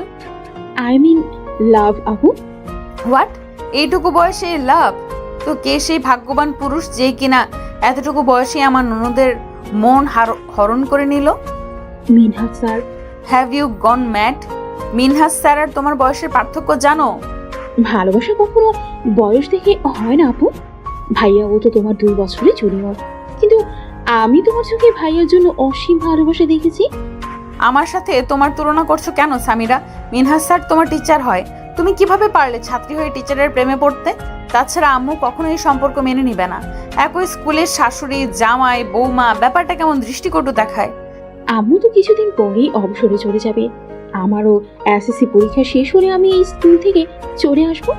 তখন তো আমাদের টিচার স্টুডেন্ট সম্পর্ক থাকবে না। আমি তো তোমার কাছে এতদিন কিচ্ছু চাইনি। প্লিজ আপু, আমার এই চাওয়াটুকু পূরণ করো। ঠিক আছে, দেখছি আমি কি করা যায়। লাভ ইউ আপু। Love you two. মেহেরিন রান্নার পর্ব শেষ করে সকাল সকাল নাস্তা সেরে স্কুলে যাওয়ার জন্য রেডি হচ্ছে। এমন সময় রোহান এসে মেহেরিনকে পিছন থেকে জড়িয়ে ধরে। ব্যাপারটা মেহেরিনের এনজয় করলেও রোহানকে বুঝতে না দিয়ে গরম চোখে বলল, রুহান, কি শুরু করেছো? দেখেছো তো রেডি হচ্ছি। ইদানিং তোমার খুব সাহস বেড়েছে, তাই না? আমি যে তোমার সিনিয়র, এটা কি ভুলে গিয়েছো? সিনিয়র হও বা জুনিয়র হও, তুমি আমার বিয়ে করা বউ। আমার অধিকার আছে তোমাকে হাক করার। আমি আমার বউকে হাক করছি, অন্য কাউকে তো করিনি। কি আর করবো বলো? ঘরে এত সুন্দরী বউ দেখলে শুধু আদর করতে মন চায়। অবশ্য তুমি যদি চাও সাইফাতুল মুনতাহাকে পটিয়ে তার সাথে। রোহান বাকি কথাটুকু সম্পূর্ণ করতে পারল না। তার আগেই মেহরিন রুহানের গাল চেপে ধরে বলল, আর একবার যদি তোমার মুখে সাইফাতুল মুনতাহা নাম শুনেছি, তোমার ঠ্যাং ভেঙে রুমে বসিয়ে রাখবো বলে দিলাম। তাহলে ভালোবাসি কথাটা বলে দাও। সব কথা বলে না হৃদয়, কিছু কথা বুঝে নিতে হয়। তাহলে কি ধরে নিব তুমি আমাকে ভালোবাসো সিনিয়র বেবি? মেহরিন কোনো রেসপন্স না করে স্কুলের উদ্দেশ্যে রওনা দিল। 10টা থেকে পরীক্ষা শুরু হবে, কিন্তু খাতায় ফর্মালিটি পূরণ করার জন্য 9:45-এর সময় খাতা দিয়ে দেওয়া হয়েছে। যথারীতি 10টা থেকে 1টা পর্যন্ত ডিউটি শেষ করে অনেক ক্লান্ত থাকায় ক্যান্টিনে চলে গেছে। কিন্তু মেহরিন ক্যান্টিনে গিয়ে এতদিন পরে আবারও তাকিয়ার দেখা পাবে ভাবতেই পারেনি। আর আশ্চর্য করা বিষয় হলো তাকিয়ার সাথে একটা হুডি পরা লোক রয়েছে। যদিও এখন ডিসেম্বর মাস, তবুও শীতের তেমন তীব্রতা নেই। সারাক্ষণ হুডি পরে চোখ মুখ ঢেকে রাখার মতো শীত এখনো আসেনি। তাহলে কি এই হুডি পরার লোকটা কি কোনোভাবে নিজেকে আড়াল করতে চাইছে? মেহরিন ভাবতে লাগলো, এই লোকটাই সেই সাইকো নয় তো, যাকে 2 মাস ধরে খুঁজে চলেছে? কে হতে পারে এই সাইকো লোকটা? রুহান, কি হচ্ছে? কি শুরু করেছো? আমাকে রান্না করতে দিবে নাকি গরম খুদ্দির ছ্যাঁকা দিব? তোমার যা ইচ্ছে করো, তবুও আজ তোমাকে ছাড়ছি না আমি। আর কত পালাই পালাই করবে আমার থেকে? মম কি বলেছে শোনেনই? তার চাকরি জীবন থেকে অবসরে গেছেন, এখন তার একজন খেলার সাথী প্রয়োজন। এই মুহূর্তে তার নাতি নাতনি লাগবে। আমি কিন্তু আজ তোমার কোনো অজুহাত শুনবো না। এতদিন তোমার কাছাকাছি গেলেই ওই সাইকোটার অজুহাত দিয়েছ, কিন্তু এখন তো ওই সাইকোটা 14 শিকের ভাত খাচ্ছে। সত্যি তোমার বুদ্ধির প্রশংসা করতে হয় সিনিয়র বেবি। তুমি শিক্ষিকা না হয়ে গোয়েন্দা হলে ভালো হতো, এক তুড়িতে সব কেস সলভ করে দিতে পারতে। সেদিন তোমার বুদ্ধির জন্যই ওই সাইকো সহ তাকিয়া আজ জেলের ভাত খাচ্ছে। সেদিন ক্যান্টিনে তাকিয়ার সাথে ওই হুডি পরা লোক দেখে আমার প্রথম থেকেই সন্দেহ হয়েছিল যে এই সেই সাইকো লোকটা। পরে দুইজনের মধ্যে কথা কাটাকাটি দেখে আমার সন্দেহ গাঢ় হয়। আমি আর একটু এগিয়ে গিয়ে শুনতে পেলাম তাকিয়া ওই হুডি পরা লোককে বলছে, আসলে তুমি কখনোই আমাকে ভালোবাসোনি, দিনের পর দিন আমাকে ব্যবহার করে এসেছো। শুধুমাত্র তোমার কথায় আমি সেদিন রোহানের ঘোলের মধ্যে নেশাদ্রব্য জিনিস মিশিয়েছি, ওকে জোর করে খাইয়েছিলাম। ওর গাড়ি অ্যাক্সিডেন্ট না হওয়ার পরেও দিনের পর দিন ওকে ব্ল্যাকমেল করে ওর থেকে হাজার হাজার টাকা নিয়ে তোমাকে দিয়েছি। দেখো, আমার বিয়ে হয়েছে তো কি হয়েছে? তুমি বললে আমি এক্ষুনি রিহানকে ডিভোর্স দিয়ে দিব, তারপর আমরা দুজন নতুন করে সংসার শুরু করব। পাগল হয়ে গেছো তুমি। তুমি ভেবেছো আমি এত কিছু করেছি তোমাকে বিয়ে করার জন্য? নো ডেয়ার, আমার কাছে তুমি শুধুমাত্র একটা দাবার গুটি ছিলে আমার ভালোবাসার কাছে পৌঁছানোর জন্য। এখন শুধু ওই জুনিয়রকে শেষ করতে পারলেই আমার রাস্তা ক্লিয়ার। আমি থাকতেই তোমার চাও কখনোই পূরণ হবে না। তুমি কি ভেবেছো এই তাকিয়ার সাথে ছলনা করে পার পেয়ে যাবে? তুমি আমার না মানে কারোরই না। তুমি এতদিন যে যে অপকর্ম করেছো, মেহরিনের বাবা মাকে মেরেছো, এর সব প্রমাণ আমার কাছে আছে। আমি এক্ষুনি সেসব প্রমাণ পুলিশের হাতে তুলে দিব। আপনাদের আর কষ্ট করে পুলিশের কাছে যেতে হবে না ম্যাডাম, আমরা নিজেরাই আপনাদেরকে নিতে চলে এসেছি। পুলিশ থেকে তাকিয়া আর ওই হুডি পরা লোকটা চমকে উঠে বলল, আপনারা এখানে? জি, আমরা এতক্ষণ আপনাদের সমস্ত কথা শুনেছি, তাই আলাদা করে কোনো প্রমাণ আমাদের প্রয়োজন নেই। এবার চলুন আপনাদের শ্বশুর বাড়ি। পুলিশ তাকিয়া আর ওই সাইকোকে নিয়ে যাবে সেই মুহূর্তেই মেহরিন বলে উঠল, দাঁড়ান অফিসার, আমিও দেখতে চাই কে আমার সাইকো প্রেমিক, যে কিনা আমার জন্য আমার বাবা মাকে পর্যন্ত খুন করতে দ্বিধাবোধ করেনি। আপনি কি? আমি মেহরিন, আমি আপনাদের ইনফর্ম করেছিলাম এখানে আসার জন্য। ঠিক আছে ম্যাডাম, অনেক অনেক ধন্যবাদ আপনাকে, বিশেষ করে ভিডিও ক্লিপটা আমাদের দেওয়ার জন্য। ইটস ওকে, আপনারা বরং আমার একতরফা সাইকো প্রেমিকের হুডিটা একটু তুলে দিন, আমার অনেক দিনের ইচ্ছা তাকে দেখার। অতঃপর একজন পুলিশ অফিসার ওই সাইকোটার হুডি সরাতেই পরিচয়ে একটা মুখ দেখে থমকে গেল মেহরিন। মেহরিন মুখ থেকে আপনা আপনি বেরিয়ে গেল, মিনহাজ স্যার আপনি? হ্যাঁ মেহরিন, আমি। বিশ্বাস করো মেহরিন, আমি যা করেছি তোমাকে পাওয়ার জন্য করেছি, অন্য কোনো স্বার্থ ছিল না আমার। এখন আমি বুঝতে পারছি আপনি কেন আমার বিয়েতে উপস্থিত ছিলেন না, কেন সেদিন বলেছিলেন চোখের সামনে নিজের ভালোবাসার মানুষকে অন্যের হতে দেওয়ার সাহস আমার ছিল না। ছি, আমার তো ভাবতেই ঘৃণা হচ্ছে একটা মানুষ কিভাবে এতটা নিচে নামতে পারে। আপনাকে আমি বিশ্বাস করেছিলাম আর আপনি এইভাবে আমার বিশ্বাসের প্রতিদান দিলেন। অফিসার, এক্ষুনি আমার সামনে থেকে এই দুইজনকে নিয়ে যান, না হলে আমি এদের খুন করে বসবো। বলার সাথে সাথে তাকিয়া এসে মেহরিনের পা জড়িয়ে ধরল। তাকিয়া কি করছো? পা ছাড়ো বলছি, না হলে কিন্তু আমি তোমাকে লাথি দিয়ে ফেলে দিব। তোমার যা ইচ্ছা তাই করো, তবুও আমাকে পুলিশে দিও না প্লিজ। আমি যা করেছি মিনাজের কথা অনুযায়ী করেছি। 2023 সালে বইমেলায় আমার বই প্রকাশিত হবে। প্লিজ মেহেরিন, আমার ক্যারিয়ার গড়ার আগেই তুমি ভেঙে দিও না। তুমি তো নিজেই একটা নোংরা মানসিকতার মেয়ে। তোমার লেখা বই পড়ে মানুষ কি আর শিখবে? তোমার ওই ন্যাকা কান্না আমাকে তুমি ভোলাতে পারবে না। যাও, তোমার যোগ্য স্থানে চলে যাও। সময় বহমান, সময় তার আপন গতিতে বইতে থাকে। দেখতে দেখতে 2024 সাল বিদায় নিয়ে 2025 সাল চলে আসলো। আজকে বাসার সবাই অনেক এক্সাইটেড। তারা আজ তাদের প্রিয় লেখিকা সাইফাতুল মুনতাহারকে দেখা পাবে। সবার মধ্যে টান টান উত্তেজনা, কখন তার বইমেলায় পৌঁছাবে। সিনিয়র বেবি, হলো তোমার? একটু তাড়াতাড়ি করো। খুব তাড়া দেখছি তোমার। মনে হচ্ছে বইমেলার বই আনতে না বউ আনতে যাচ্ছ। মিথ্যা বলবো না, একসময় সাইফাতুল মুনতাহা আমার ভালো লাগা ছিল, আর এখন? এখন আমার সবটা জন্য আমার সিনিয়র বেবি বিরাজ করে। আচ্ছা রুহান, যদি দেখো সাইফাতুল মুনতাহা তোমার খুব কাছের কেউ, তখন তোমার ফিলিংস কেমন হবে? জানি না। তুমি চলো তো senior baby, mom dad Samira আমাদের জন্য অপেক্ষা করছে। বইমেলায় এসে সবাই অধিক আগ্রহে বসে আছে তাদের প্রিয় লেখিকা সাইফাতুল মুনতাহাকে দেখার জন্য। এর মধ্যে মেহরিন নিখোঁজ। সবাই বলে অনেক খোঁজাখুঁজির পরেও মেহরিনের দেখা মিলছে না। রুহানের হঠাৎ করে সাইফাতুল মুনতাহার স্টলের দিকে চোখ পড়তে দেখতে পেল কালো জামদানি শাড়ি পরা একটা মেয়েকে সবাই ঘিরে ধরে রেখেছে। মেয়েটাও হাসি মুখে সবাইকে অটোগ্রাফ দিচ্ছে। হঠাৎ করে মেয়েটা পিছনে ফিরতে রুহান সহ পরিবারের সবাই চমকে উঠল। ইদানিং মেহরিনের শরীরটাও ভালো যাচ্ছে না, কেমন যেন শুকিয়ে গিয়েছে। খাবারের অরুচি, মাথা ব্যথা, বমি বমি ভাব, সব মিলিয়ে রুহানের চিন্তার কোনো শেষ নেই। তাই সিনিয়র বেবিকে নিয়ে প্রতিদিন মেহরিনকে বলেছে ডক্টরের কাছে যাওয়ার জন্য। কিন্তু মেহরিন হয়তো কোনো পরিবর্তন লক্ষ্য করতে পেরে লজ্জায় ডক্টরের কাছে যেতে চাইছে না। মেহরিনের এক কথা, সে ডাক্তারের কাছে যাবে না। এই নিয়ে তাদের মধ্যে একটা ঝগড়া হয়ে গিয়েছে। অবশেষে মেহরিনকে হসপিটালে না নিতে পেরে রুহান বাসের ডক্টর নিয়ে এসেছে। ডক্টর এসে মেহরিনের চেক আপ করার পর রুহানকে বলল, কংগ্রেস মিস্টার রুহান, আপনি বাবা হতে চলেছেন। রুহানের যেন কথাটা বিশ্বাসই হলো না।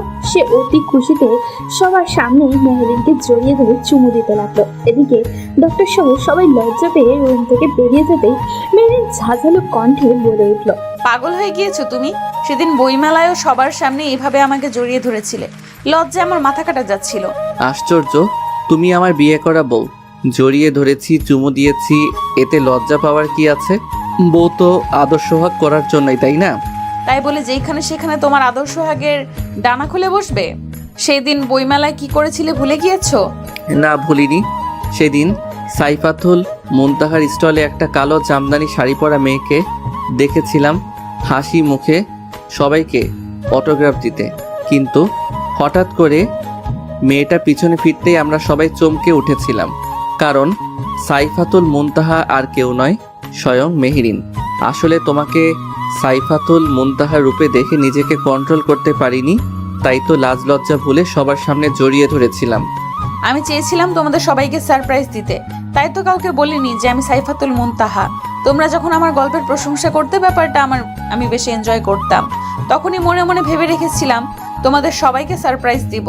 তবে আম্মু জানতো ব্যাপারটা। আম্মুর সাপোর্ট পেয়েই এই পর্যন্ত আসতে পেরেছি। কিন্তু এখন তুমি কোনো প্রকার লেখালেখি করতে পারবে না। লেখালেখি করতে গেলে মাথায় প্রেশার দিতে হবে। আমি তোমাকে নিয়ে বিন্দুমাত্র রিস্ক নিতে চাচ্ছি না। আর এখন থেকে তুমি স্কুলেও যেতে পারবে না। চাকরিটা করছো না তুমি? বাসা থেকে স্কুলে জার্নি করে যাওয়া, সারাদিন স্টুডেন্টদের সাথে বকবক করতে গেলে তুমি অসুস্থ হয়ে পড়বে। তোমার জুনিয়র বর যথেষ্ট টাকা ইনকাম করে, তার ইনকামের টাকা দিয়ে তোমার মতো 4টা বউয়ের ভরণ পোষণ চালাতে পারবে। তাই তোমার চাকরির কোনো প্রয়োজন নেই। কাল থেকে স্কুলে যাচ্ছ না তুমি, এটাই ফাইনাল। রুহান, তুমি বাচ্চাদের মতো করছো কেন? সবে মাত্র কনসিভ হয়েছে, এখনই আমি বাবু সেজে ঘরে বসে থাকবো? মনে হচ্ছে পৃথিবীতে এই প্রথম আমি মা হতে চলেছি। আর কোনো মেয়ে মা হয়নি। মেহরিনের কথা শুনে রুহান ওর হাত দুটো নিজের হাতের মুঠে নিয়ে চুমু দিয়ে বলল, সিনিয়র বেবি, তুমি নিজেও জানো না আজকে আমি কতটা খুশি হয়েছি। পৃথিবীতে একটা ছেলের সব থেকে সুন্দর অনুভূতি কি জানো? তার প্রথমবারের মতো বাবা হওয়ার সংবাদ শোনা। প্রথমবার বাবা হওয়ার অনুভূতি পৃথিবীর সমস্ত অনুভূতিকে হার মানায়। এই অনুভূতি এতটাই আনন্দের যা শুধুমাত্র হৃদয় দিয়ে অনুভব করা যায়। আমার অনুভূতি তোমাকে বলে বোঝাতে পারবো না সিনিয়র বেবি, কিন্তু আমার খুবই টেনশন হচ্ছে তোমাকে নিয়ে। কেন? তোমার শরীরের যে অবস্থা, বেবি ক্যারি করতে পারবে তো? আমি চাই না আমাকে বাবা হওয়ার আনন্দ দিতে গিয়ে তোমার কোনো ক্ষতি হোক, তাই তো সাবধানে থাকতে হবে। মেহরিন কিছু বলতে যাবে তার আগেই আম্মু এসে রুহানকে বলল, রুহান, একটু বাইরে যাও তো, মেহরিনের সাথে আমার কিছু কথা আছে। আশ্চর্য, আমার বউ আমার বাচ্চা আর আমাকেই তাড়িয়ে দিচ্ছ মম। এইটা কিন্তু আমার সাথে ঘোর অন্যায় করা হচ্ছে। তুমি যাবে এইখান থেকে? যাচ্ছি তো। রুহান যেতেই আম্মু এসে মেহরিনের 2 হাতে 2টা বালা পরে দিয়ে বলল, আমি বিয়ের পরে তোকে বলেছিলাম আমার অবুঝ ছেলেটাকে একটু বুঝতার বানাতে পারলে তোকে কিছু গিফট করব। আমি জানতাম তুই পারবি, তাই তো সেদিন এই বালাচোরা বানাতে দিয়েছিলাম। আজ তুই এত ভালো একটা খুশি সংবাদ দিলি, তাই আজ তোর জিনিস তোকে দিয়ে দিলাম। জানিস তো মা, তোর বাবাও অনেক খুশি হয়েছে। সে তো দাদু হওয়ার সংবাদ শুনেই বাজার করতে চলে গিয়েছে। আজ নাকি তোকে নিজের হাতে রান্না করে খাওয়াবে। সত্যি আঙ্কেল আমাকে মেনে নিয়েছে? হ্যাঁ, কিছুদিন পরে নাতি নাতনি আসবে, তার দল ভারী হবে, সেই আশাতেই মেনে নিয়েছে। এই কি মেহরিন, কান্না করছিস কেন? এত সুখ আমার কপালে সইবে তো আম্মু? পাকলি মেয়ে, এতে কান্না করার কি আছে? আমি বলেছিলাম না, দেখিস একদিন সব ঠিক হয়ে যাবে। এখন একটু রেস্ট কর, আসছি আমি। ঠিক আছে আম্মু।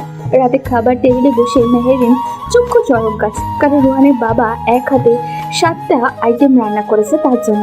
মেহরিন টেবিলে বসতেই তিনি প্লেটে ভাত ধরে মেহরিনের মুখে 1 লোকমা ভাত দিয়ে বললেন, তুমি না সেদিন বলেছিলে তোমারও ইচ্ছে হয় সবার সাথে বসে খেতে।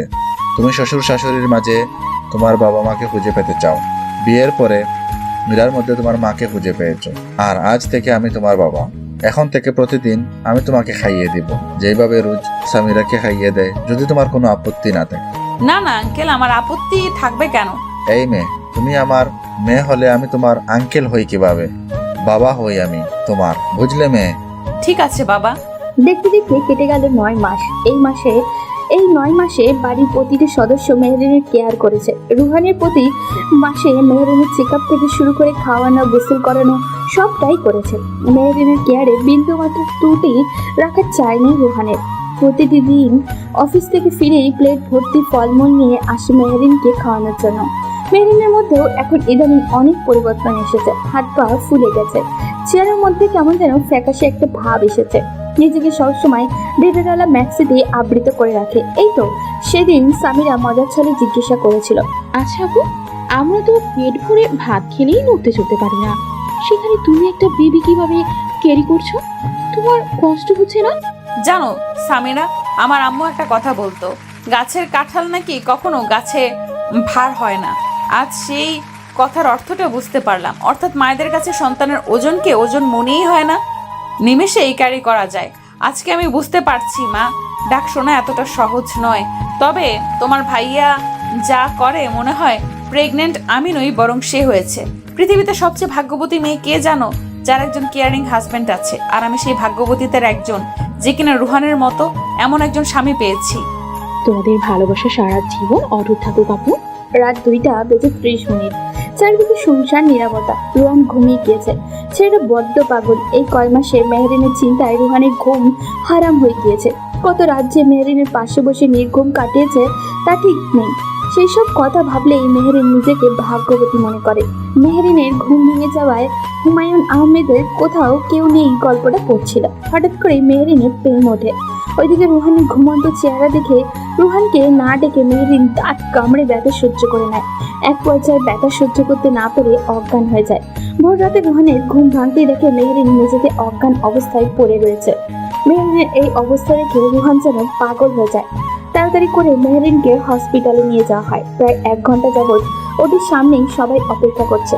অবশেষে সবার অপেক্ষার অবসান ঘটিয়ে ডক্টর এসে বললেন, কংগ্রেস মিস্টার, আপনি টুইন বেবির বাবা হয়েছেন। বাচ্চারা সুস্থ আছে। আর আমার সিনিয়র বেবি কেমন আছে? মানে? আমার ওয়াইফ কেমন আছে? সরি মিস্টার, তার অবস্থা খুবই ক্রিটিক্যাল। আপনারা রোগীকে অনেক দেরি করে হসপিটালে নিয়ে এসেছেন। কোনো মতে নিঃশ্বাস চলছে আর কি, গিয়ে দেখা করতে পারেন। রোহান কেবিনে প্রবেশ করে দেখতে পেল মেহরিনের নিথর দেহটা বেডে পড়ে রয়েছে। মেহরিনকে এই অবস্থায় দেখে রোহানের কলিজা মুচড় দিয়ে উঠল। রোহানকে দেখে মেহরিন কাঁপা কাঁপা কণ্ঠে বলল, রুহান দেখো, তোমার ইচ্ছে পূরণ হয়েছে, আমাদের টুইন মেয়ে হয়েছে। তুমি আমার মেয়েদের দেখে রেখো। তোমার সাথে আমার আর পথ চলা হলো না রোহান, আমাদের ভালোবাসা এখানেই শেষ হয়ে গেল।